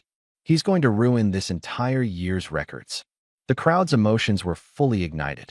Principal Lin slowly stood, raising his hand for silence. His voice, calm and steady, carried across the arena through the amplifiers. Students, I've heard all of your concerns. I spent many years at First High School. I've never shown favoritism to any cheater. The school has always been fair and transparent. He paused for a moment, his gaze sweeping across the room. I have already submitted a formal request to the chief examiner to thoroughly investigate Chun Zhe's trial records, to determine whether any cheating occurred. His voice grew firm. If cheating is confirmed, there will be no leniency. He will be immediately expelled from school. As his words fell, the atmosphere in the hall surged once again. At this moment, however, behind the screen, the real storm was just beginning. The crowd erupted completely. Cheaters must not be tolerated. Investigate Chun Zhe thoroughly. Severe punishment. The shouts grew louder and louder, as if they'd lost all reason. Amid the chaotic sea of voices, only Qin Yanran remained silent. She stood on the edge of the crowd, her gaze fixed intently on the giant screen. She didn't join in the shouting. She only said one sentence. He can do it. But her voice was instantly drowned out. No one heard her. In moments like this, the truth was unimportant. Emotions were all that mattered. Meanwhile, the chief examiner of the awakening ceremony, Yang Won, stood on the stage, beads of sweat forming on his forehead. He was caught in a dilemma. On one hand, the entire awakening ceremony was under his supervision. The trial tower data was also under his watch. A talentless profession passing the 5th floor, and even defeating a ghost clawbear? Even he had a hard time believing it. On the other hand, the trial tower had existed for hundreds of years, and it had never failed. This year's designer was even a high-ranking figure in the military. The formations couldn't be faked. The system couldn't malfunction. So who went wrong? He hesitated. At that moment, Principal Lin stepped forward, standing beside the microphone, his voice loud and clear. Chief Examiner, please immediately contact the designer of the trial tower. Thoroughly investigate Chun Zhe. We cannot let a cheater slip through undetected. The crowd boiled over once again, and all the pressure fell on Yang Won in an instant. Just as he was about to speak, the communicator in his ear suddenly lit up. A forced connection. A cold female voice came through. Chief Examiner of First High School. Yang Won's body jolted upright, immediately standing at attention. Reporting, ma'am.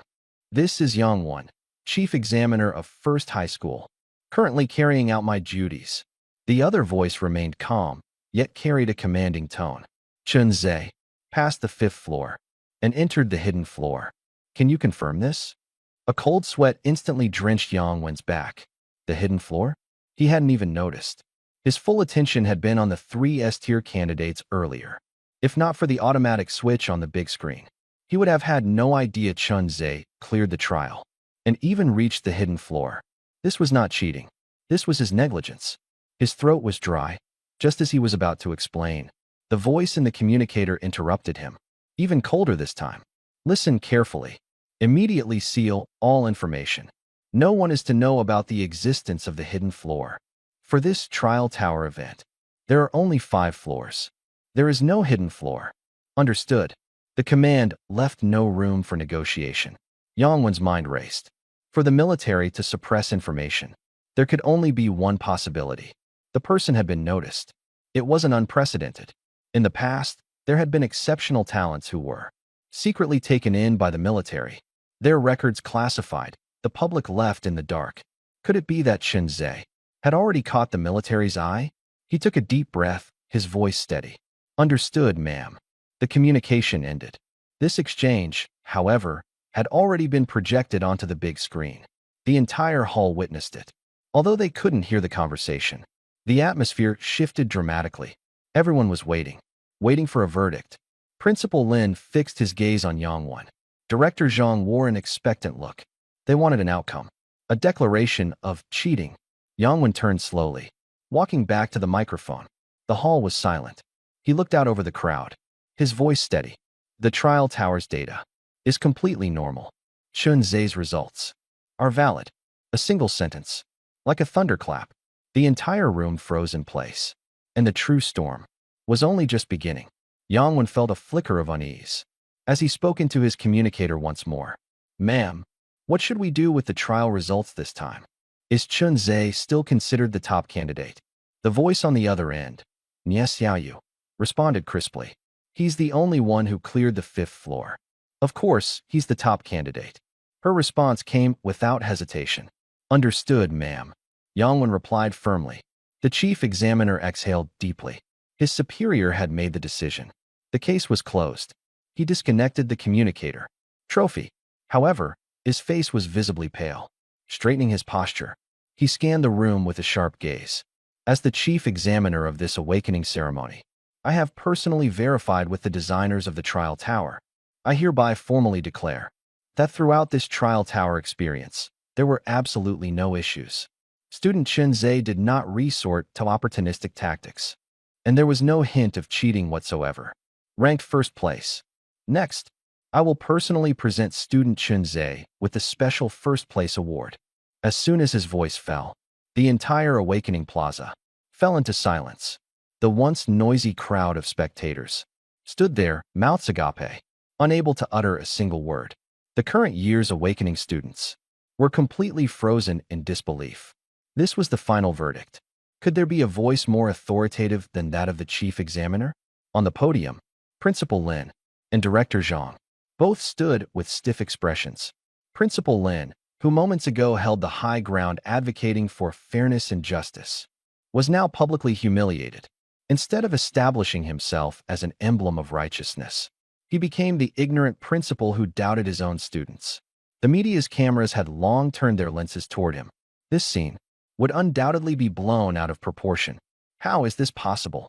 Chief Examiner, could there be some kind of mistake? Lin Zhengnan forced words from his throat. Chief Examiner Yang furrowed his brows. Principal Lin, are you questioning the military's appointed examiner? Or perhaps, do you suspect a flaw in this trial tower, co-designed with the military?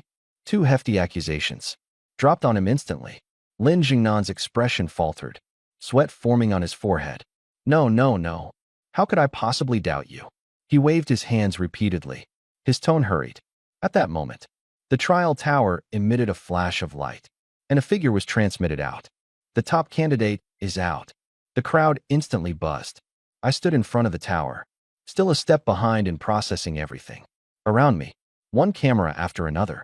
Those dark lenses, all focused squarely on me. It felt like rows of guns pointed in my direction. Lin Jingnan's face seamlessly shifted expressions. Just mere seconds ago, he was confrontational. Now, a wide smile took over. He quickly approached me, grasping my hand enthusiastically. Congratulations, student Chen Zhe. Congratulations on becoming the top scorer of this year's trial tower in Shangjing City. Truly deserving of being the pride of our first high school's exceptional students. His voice was booming, his smile benevolent. Standing there, I was completely baffled. Having just formed a contract with a baby dragon, I hadn't even finished processing the battles I'd endured in the tower. In my memory, Principal Lin had always been an opportunist. When I awakened to what was supposedly a worthless class, he didn't even bother giving me a proper glance. Now, here he was, shaking my hand and singing my praises publicly. It was too drastic a 180-degree turn. Director Zhang now. Lin Zhengnan signaled with his eyes. Without hesitation, Director Zhang jogged over with a refined-looking box in hand. Student Chen Zhe, this is from us at First High School. A special additional award for achieving first place in the trial. 10,000 dragon coins. We hope it will aid your future development. The box was opened, revealing neatly stacked wads of dragon coins. The crowd let out collective gasps. Although a smile painted Lin Jingnan's face, his fingers clenched imperceptibly. Those 10,000 dragon coins, originally intended to recruit a prodigious talent, had now ended up in the hands of someone he had deemed a worthless student. Standing under the spotlight, I had become the center of attention, but what they didn't know was this. This first-place ranking was far from being the biggest game-changer in my life. Still, even if you got first place, so what? With a worthless class like yours, your future's doomed anyway. The remark from someone below the stage wasn't loud, but it rang perfectly clear in my ears. Nonetheless, I maintained a composed smile. When with humans, speak human language. When with ghosts, speak ghost language. I gave a slight bow toward the stage, speaking sincerely. Thank you, Principal, for all your mentoring and support. I'll be sure to work hard to bring honor and glory to First High School in the future. Every word I spoke was flawless, every sentence virtuous. Principal Lin's face alternated between green and white. Director Zhang's mouth twitched. Neither could respond. Beside them, Chief Examiner Yongwen narrowed his eyes. His gaze studied me from head to toe. The 5th level of the trial tower. I had passed it, but my class was notoriously labeled a worthless one. How could someone with a worthless class make it to the 5th level? He couldn't wrap his head around it, but he refrained from asking further questions. For now, there were more pressing matters at hand. After all, I was now on the radar of the military's higher-ups. His duty, for now, was to process everything according to protocol. The reward was handed to me. Quickly, he pulled an envelope from behind his back. Inside the envelope was a card. In front of the crowd, he handed it to me solemnly. His voice was steady. On behalf of the military, I formally present the reward for securing first place in the trial tower. To Chunze. The entire room fell silent for a brief moment. Yongwen continued. This is a weapon and equipment redemption voucher for the Shangjing City military warehouse. As soon as he finished speaking, a stir broke out below the stage. His voice remained calm. With this voucher, you may go to the military warehouse and exchange for any level 30 or below gold tier equipment. May it aid your early development. Gold tier. Those words alone caused the audience to explode into chaos. I reached out to accept the voucher. The moment my fingertip touched that card, my mood instantly soared. Gold tier equipment. Its market value? At least 100,000 dragon coins. The military really went all out this time. The trial tower journey had been worth it. Meanwhile, offstage, the expressions of my fellow awakening candidates were all over the place. One more dramatic than the next. Lin Xueming was staring daggers at the voucher in my hand. His eyes were bloodshot.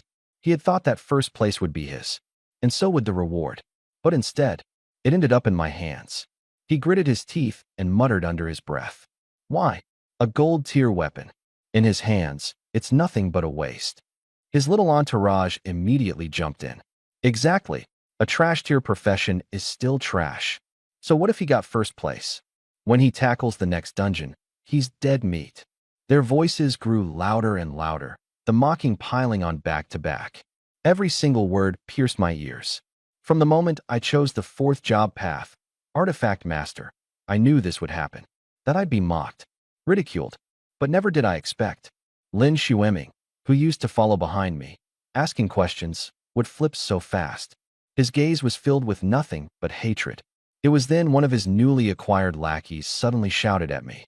Chunze, if you know what's good for you, hand that gold tier weapon voucher over to Brother Xueming. It's wasted in your hands. A trash tier like you. What could you even do with something that valuable? The crowd erupted in laughter again. Each taunt and jeer felt like blades slicing through the air. I raised an eyebrow slightly, letting out a small chuckle. Hand it over? I looked at them. My voice was calm. If it were you, would you give away a gold tier equipment voucher? As soon as I said that, the self-righteous outrage they had a moment ago dwindled into silence. Gold tier equipment. Who would willingly give that up? Anyone who got their hands on it would never part with it. Under the watchful eyes of the crowd, I held up the 100,000 dragon coin storage card in my left hand and the gold tier weapon voucher in my right. Without hesitation, I strode down the awakening stage confidently. As I passed Lin Xueming, I paused briefly.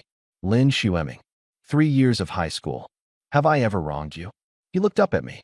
His gaze darkened. There was no effort to disguise it. Wronged me? No. You haven't done anything to wrong me, Chunze. In fact, you've been a great teacher. But you're too bright. Too perfect. Have you ever considered what it feels like to always be the one standing in your shadow? He glared at me. His voice dropped to a quieter, harsher tone. Every time you helped me, it felt like charity. But starting today, the one who's beneath will be you. With that, he turned on his heel and walked off. I stood there for a moment, dumbfounded. For 3 full years, he'd come to me for advice so often. I never acted arrogant, never looked down on him. Yet some people, for no other reason than you being better than them, even your kindness comes off as pity. I chuckled softly to myself. Shaking my head, I saw no reason to say anything more. Then, I turned and left the crowd behind. An old, run-down rental apartment. The paint on the walls was peeling. The stairwell was dim and shadowy. This had been my home for 3 years. Today, as I stepped into the staircase, I saw someone completely unexpected. The most recognized school flower from First High. Qin Yinran. Gone was her school uniform. In its place, casual clothing. Her long hair tied back in a loose ponytail. She leaned lazily against the railing. The walls were plastered with random flyers. The surroundings were messy and disorganized. But even standing in that stairwell, she stood out, radiant as ever. I paused briefly in my steps. She spoke first. "Hello, Chun." I nodded slightly in response. "Hello." I looked at her, a question rising in my mind. What was she doing here? Qin Yinran seemed to understand my thoughts. The expression on her face. A faint, warm smile. "I got your address from Teacher Tang. So that's how it is. You're looking for me, Qin Yanan? Something up? We're both among the top 4 prodigious students at First High School. Yet we've almost never crossed paths. Barely exchanged words a few times before." Qin Yanan blinked. That usually cool and composed face of hers was now showing a hint of blush. "May I ask, Chun Zhe, do you have plans to join a guild?" I furrowed my brow slightly, then smiled. "Of course, I'd like to join one. Joining a guild comes with benefits, resources. Unfortunately, with my awakened class, I doubt any guild would want me. So for now, I'm just a solo player." As the words spilled out, Qin Yanan looked at me intently. "There are many regions and dungeons that are tough to explore alone. Starting off solo, your growth will be slow." Her tone was firm, unlike her usual aloof demeanor. I looked over at her, even more puzzled. The eldest daughter of the Qin family. What could she be planning? Sensing her own momentary lapse, Qin Yanan's cheeks flushed slightly. "Sorry. If I've been disrespectful, please forgive me." She lifted her head, clear eyes meeting mine directly. "I plan to form a new guild under the name of the Qin Group." Pausing deliberately, she gazed at me with seriousness. "I'd like to invite you to join." The air seemed to still for a moment. The Qin Group, personally forming a guild, and they'd specifically asked for me. This news alone could shake the entire school, and I was the first person they invited. Things were definitely taking an interesting turn. The Qin Group, a giant that had always kept a low profile in Beijing, a corporation that had never dabbled in professional guilds, was now stepping into the game, and it seemed they were making this move for me. "Qin Yanan," I said with a calm voice. "You're aware that my awakened class is one of the weakest, right?" This was common knowledge. All of First High knew it. Qin Yanan's eyes sparkled with intensity as she fixed her gaze on me. Her words deliberate and unwavering. "I know, but I also know this. A so-called weak class cleared the 5th floor of the trial tower. Do you understand what that signifies?" The room went silent for a brief moment. 5th floor. That's no stroke of luck. That's raw skill. "Apologies, Qin Yanan." I shook my head. "Thank you for the offer. But at this stage, I have my own priorities. Joining a guild doesn't align with them right now." Before I could finish, Qin Yanan abruptly moved a step closer, positioning herself directly in front of me. The unexpected proximity was startling, so close that I could count the lashes framing her eyes. First High's renowned beauty, standing right before me, tilting her head up. Her gaze was both intense and resolute. The atmosphere shifted, a peculiar tension hanging between us. She blinked. "Chun Zhe, why not at least hear what the offer entails?" Just as I was about to turn her down, she spoke again. 50,000 dragon coins. I instinctively nodded. "Apologies." Halfway through my response, I froze mid-sentence. "Wait. How much?" 50,000. She repeated calmly, her lips curving into a soft smile. My body stiffened. My brain immediately did the math. This little rented place? Annual rent is 3,000 dragon coins. 50,000. That's over a decade of rent. "Just one condition," she continued. "Join my guild. 50,000 every month as your base stipend. Dungeon rewards are extra. Equipment fees reimbursed separately. Consumables? Submit requests as needed." Her voice remained steady and composed.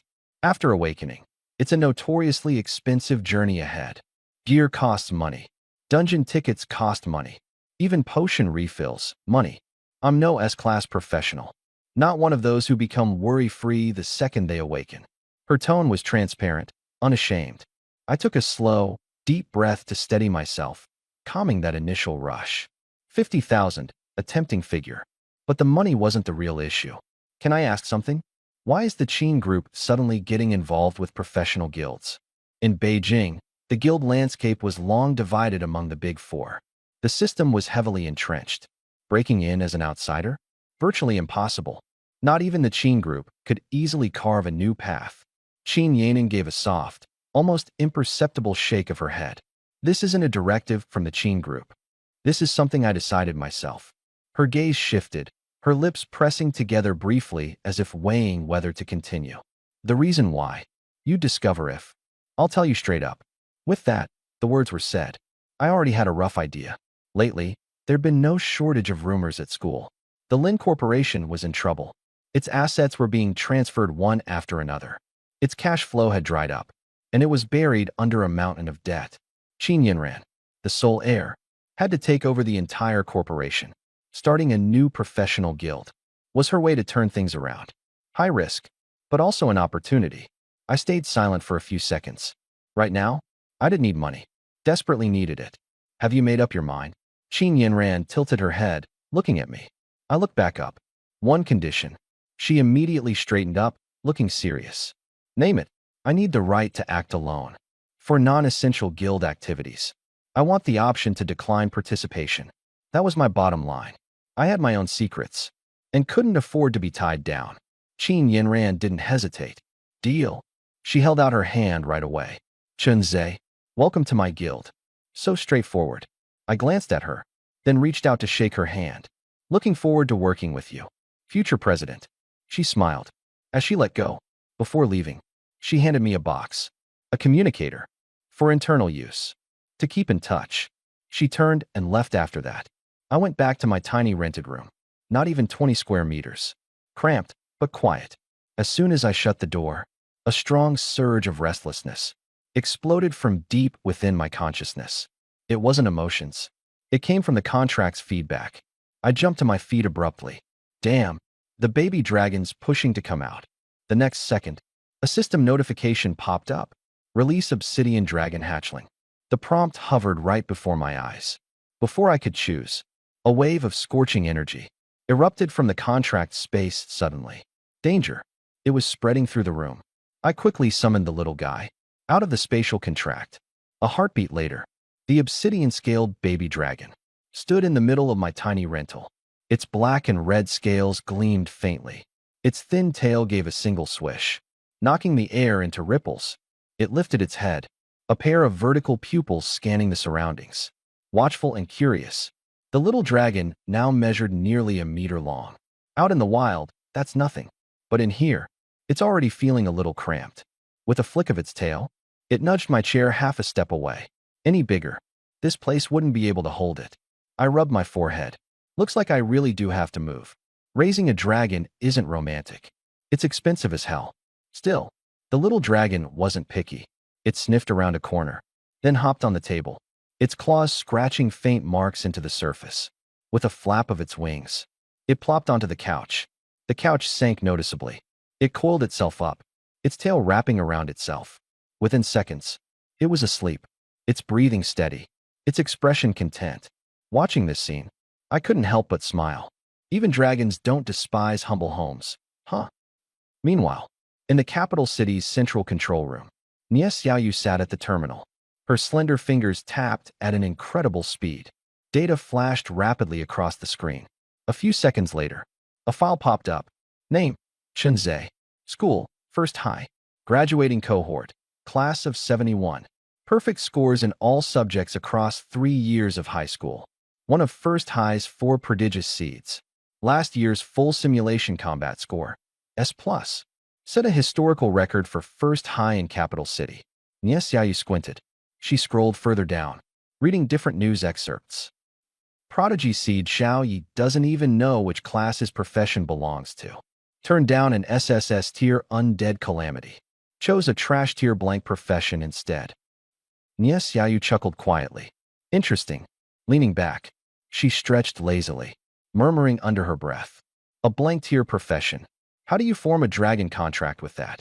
The terminal refreshed itself. An address slowly came into view. Xinguang Road. Factory Street Residential Block. Unit 3, Number 1. He stared at the address. His gaze grew colder. Early the next morning, I opened my eyes. My legs were numb.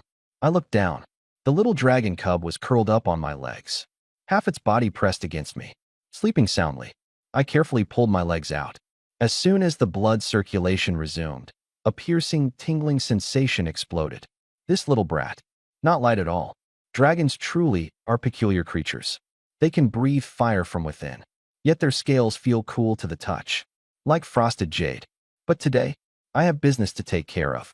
I need to head to the armory to redeem that golden tier weapon exchange voucher, a valuable item. It must not go to waste. In today's Shangjing city, the highest grade gear is concentrated in 3 places. The first, the military armory. The second, the poly auction house. The third, the underground black market. Everyone knows about the black market, but no one openly talks about it. The place with the highest threshold, though, is the armory. That's the military's exclusive storage facility. Its treasures aren't something money can just buy. You need military certification and an exchange voucher. Without those, you wouldn't even get past the door. And in my possession is precisely golden tier weapon exchange voucher. This is my ticket inside. At the armory entrance, guards were stationed everywhere. Soldiers stood armed, eyes sharp. I handed over my credentials. They verified them, scanned, confirmed. A few seconds later, the iron gate slowly opened. I walked in. On the outside, it looked like an ordinary building, but inside, it was something else entirely. Rows upon rows of shelves stretched out, weapons glinting with a cold sheen, gear neatly categorized, divided by rank, classified by specialization, impeccably organized. But my goal for today wasn't standard weapons, nor high-damage gear. I tightly gripped the exchange voucher in my hand. The item I truly need lies further in, and that's where the real heart of the armory is. This rare golden tier weapon exchange voucher. I didn't hesitate. I selected to redeem a secondary weapon. In the trial tower, when I fought the ghost claw bear, I relied on footwork, precision, agility, dancing just on the edge of its claws, barely evading its frenzied swipes. But that was merely a trial. The monsters in the real world are fiercer, more ruthless. Only dodging won't cut it. Being able to defend and counterattack, that's true strength. I moved toward the shield section. Shelves lined up in perfect order. A wide variety of shields filled the area. Different shapes, various sizes. The name and attributes of each shield floated clearly above them. Scripture shield, brass shield, type, kite shield, royal guardsman's great shield, type, tower shield, gilded round shield, type, buckler. The shield options were vast, but I already had a target in mind. The chief flow shield branch, battle shields. Most battle shields are diamond-shaped in structure, sharp-edged. When perfectly blocking, they can mitigate most incoming damage, and at the same time, can press forward aggressively. Shield bash, counter push, blunt hit, paired with a main weapon, they create seamless counterattack combos. These shields are the signature gear of high-skill warriors. My gaze scanned shelf after shelf. I didn't rush to make a choice until a name caught my eye. Tiger Brother Battle Shield. An unassuming name, but on the front of the shield, a white tiger design sprawled across the center. The lines were fierce, the presence overwhelming. I recognized it immediately. That's the mark of White Tiger City's legendary blacksmith family, the fearsome tiger insignia. White Tiger City, one of the 4 great main cities. This family has been renowned for generations. Every head of the household, almost always of the blacksmith profession. They've even produced several grandmaster craftsmen. Any equipment forged by their hands is guaranteed to be of superior quality and comes with a practical additional attribute. I accessed the panel. Tiger Brother Battle Shield. Strength required, 100 points. Defense, plus 300. Block effect, strong. Damage resistance attribute. Constitution, plus 45. Additional perk, counterstrike. Effect, after a successful block, counterattack damage increases by 30%. Seeing this, I reached out immediately. It's you. I grabbed the Tiger Brother War Shield. My wrist sank slightly under its weight. It was hefty. I wiped the surface lightly. Dust cascaded down. The shield's surface instantly shimmered with a cold gleam. For a shield of this caliber, to be left gathering dust in storage? The reason was unknown. But for me, this was a lucky find. And not just any find. It was a jackpot. With this, Level grinding in the suburbs of Shangjing City would be exponentially safer. I finished the registration process, signed my name, double-checked the serial number, and got the official stamp. The Tiger Brother War Shield was formally mine. Exiting the armory, the streets of Shangjing City were bustling. A sea of people. Today marked the first day of the new awakening class transitioning to being professional adventurers. The major guilds lined the streets with booths, loud banners, and tables set for recruitment. They were scouting members ferociously. Independent adventurers were also busy, calling out for party members, building fixed teams. But the majority? Street vendors. Stalls stretched endlessly, their eyes darting to every newly awakened individual. Because this was a business opportunity. Hey there, student. A young vendor in a denim jacket sprinted over, eyes shining brightly at me. New awakener, right? Need some leveling maps? He held up a sheaf of scrolls. Latest maps of Shangjing City's surroundings. 50 dragon coins apiece. Updated for this year. I didn't refuse. Give me one. I paused. And another. A map of the leveling locations divided by guild's influence. The denim-clad vendor's eyes shifted slightly, and a sly smile crept onto his lips. That was the look of someone recognizing an insider. The way he looked at me shifted, gaining a trace of respect. I understood. The real competition? It began now. Quietly, he pulled an envelope from his pocket. His voice dropped lower. You, sir, definitely know your stuff. This intel? Hot off the press from last night. It outlines the areas claimed by the 4 major guilds. I took the envelope. This was exactly what I needed. At the start of every new awakening class, the major 4 guilds openly claim leveling zones. Territories staked, to guide and train their new recruits. Other capable guilds mimic the practice. Where there's a crowd, there's less resource, and more conflict. The spot I planned to head to, it needed to avoid such chaos. I opened the envelope. The first thing that caught my eye was news about the newly awakened S-Class individuals this year. First high school, S-Class Professional Awakener, Lin Xueming, joined one of the top 4 guilds, the Overlord Guild. First high school, S-Class Professional Awakener, Wang Biao, joined the Black Eagle Guild. I stared at these names, softly repeating them to myself. Wang Biao. Back in high school, he would go out of his way to target me, using underhanded tactics, and without any attempt to conceal his intentions. As for Lin Xueming, he appeared courteous on the surface, always sticking close to me. But certain things, I remember vividly. Several times during resource distribution, he feigned weakness, only to secure the core spot for himself afterward. Whether it was team rewards or recognition, he'd push the credit to someone else in public, while secretly maneuvering behind the scenes.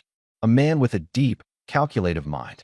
Now, he'd become a priority recruit for the Overlord Guild. Knowing his nature, he wouldn't sit idly by. But this time, it was different.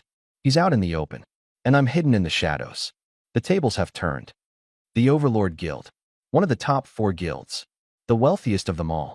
Its leader, Tang Jinyuan, head of a financial group with assets exceeding tens of billions.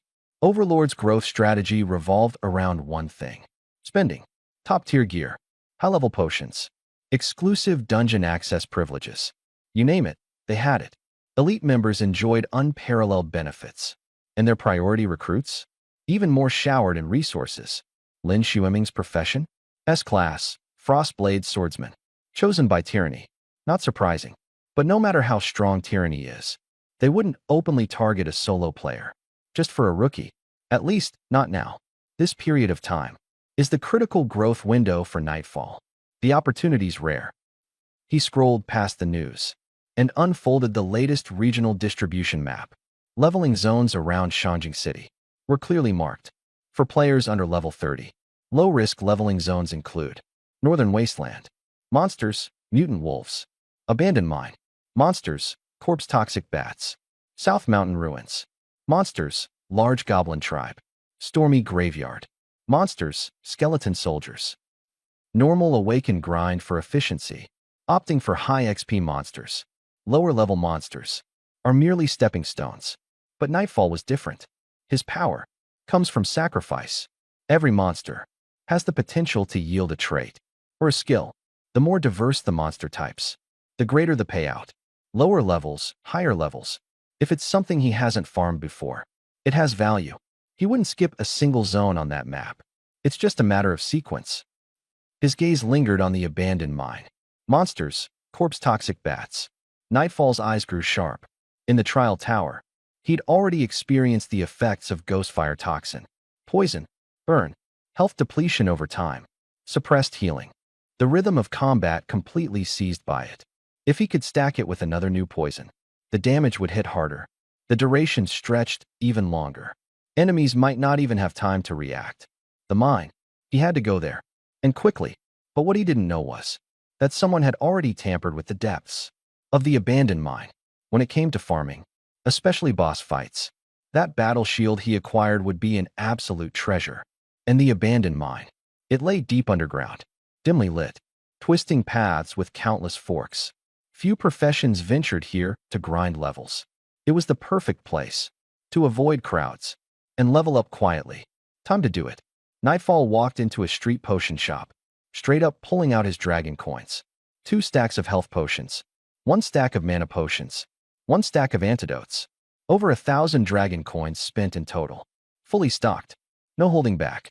With gear ready, he headed straight for the abandoned mine. The nearest exit point was the North City Gate of Shanjing. The entire Shanjing city was encased by a defensive formation wall. Massive, unbroken walls, buzzing with glowing inscriptions. East, south, west, north. Only 4 gates in total. At the gates, military soldiers stood heavily armed, emitting an oppressive air. Every awakened who entered or left had to register their identity, verify their profession, record their level. It was said, this wasn't just to fend off monsters, but also to guard against infiltrators from enemy nations. Once the whole process was completed, identity confirmed, Nightfall stepped through the gates for the first time, embodying his new identity. As an awakened professional, the genuine wilderness lay right ahead. He looked out. The expanse of wastelands stretched endlessly. Decayed skyscrapers, collapsed bridges, rusty train tracks, centuries of time, rampaging monsters, dungeon corruption. They had devoured nearly all remnants of civilization. All that remained were scattered paths, barely discernible. As he walked further, the other professionals grew scarcer. The air itself started to carry the scent of monsters. Nightfall stopped walking, pulled up his stats panel. Name, Nightfall. Class, Artifact Holder. Level, 15. Magic, 1950. Attack, 230. Defense, 175. Constitution, 320. Strength, 50. Agility, 105. Spirit, 75. Innate talent, fragmented divinity. Passive traits, savage, D rank. Photosynthetic recovery, ghostfire toxin, S rank. Active skills, step swap, B rank. Beast blood surge, A rank. Savage charge, A rank. With the Tiger Brother battle shield equipped, defense sword, and health skyrocketed. 3 passive buffs active, 3 active skills in hand. Compared with his blank stats stayed upon awakening, he was completely transformed. These traits, strings of thoughts unfurl, all from monsters, stackable with each other. Strength doubled. With his current stats, even encountering an A-rank professional, he'd dare to face them head-on. But the issue remains. His offensive tactics are limited. True bursts of power, only through beast blood surge. Otherwise, he's solely relying on berserk bonuses, brute forcing his way forward. As the thought passed, he suddenly recalled something. In the trial tower, he spent flame points to upgrade skills, pushing berserk up to beast blood surge. So that's it. The true purpose of flame points lies here. And after clearing the trial tower, he should have amassed quite a bit. With a low murmur, he said, check flame points. A notification floats into view. Current flame points, 85. Show available skill upgrades. The next second, both his talent tab and skill tab lit up with subtle brilliance. Brutality, D rank. Upgradable. Flowing water step, B rank. Upgradable. The rest of the entries? All grayed out. Insufficient flame points. Nightfall nodded in understanding. The rules were clear now. Every skill, every trait entry, requires flame points to upgrade. And the higher the rank, the more it costs. 85 points. Far from enough to be careless. Prioritization would be inevitable. And this mining expedition might just be the key breakthrough. Flame point costs increase exponentially. Back in the trial tower, upgrading the B rank Berserk to an A rank Beast Blood Surge only consumed 10 points. But now, to push Beast Blood Surge from A rank to S rank, it would cost 100 flame points in one go. Even the horde he painstakingly collected by clearing the trial tower wouldn't suffice for a single upgrade like that. And even more absurdly, for innate S rank abilities like photosynthesis recovery, upgrading to SS rank would cost an astronomical 1,000 flame points. The gap in cost, tenfold. Without a doubt, the most important goal right now is to go on a rampage for flame points. When he killed a single goblin grunt, just one flame point was earned. Slaying 100 miniature ghost fire boars barely rewarded him a little over 10 flame points, not something to be recklessly spent. The number of traits and skills will only grow from here. Selective upgrades are a necessity. Flame points should be reserved for only the most critical traits. That said, Beast Blood Surge is absolutely worthy of investment. A signature skill unique to beast race monsters. It allows a devastating boost in damage, standing among the best in its skill type. What makes Nightfall so distinct lies precisely in this strength of his.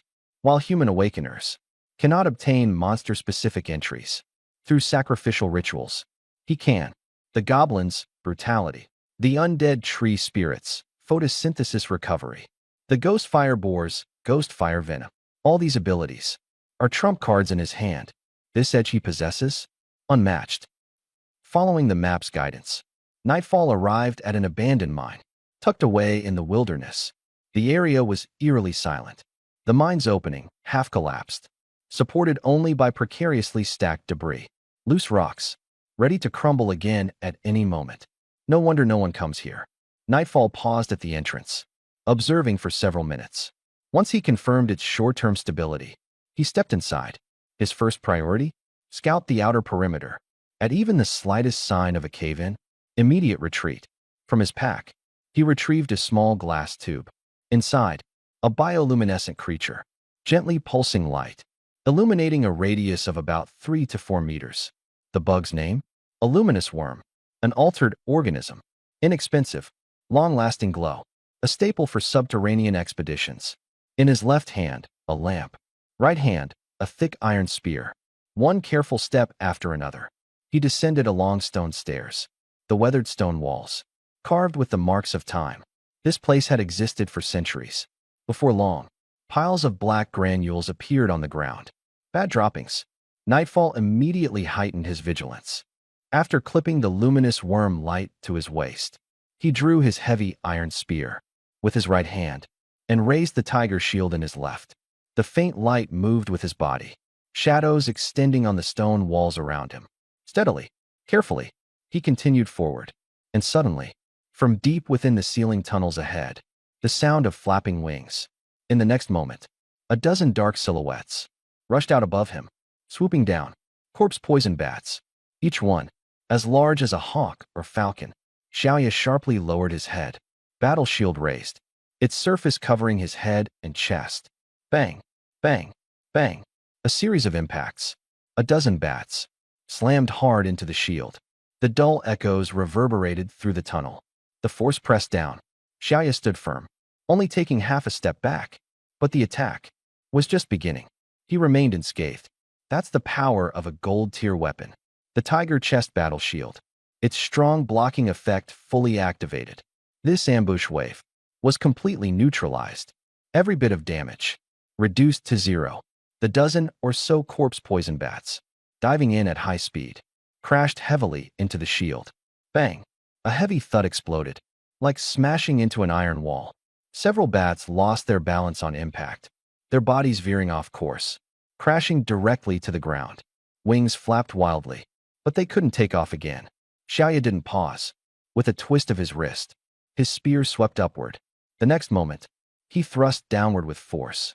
The spearhead struck true, pinning the corpse poison bat beneath. Squelch! The spear tip pierced through flesh and blood, completely skewering its body. The bat twitched violently. Black blood splattered. A bright red damage number popped up. 157. That corpse poison bat froze abruptly, its life drained to zero, its body collapsing to the ground. The fight had only just begun.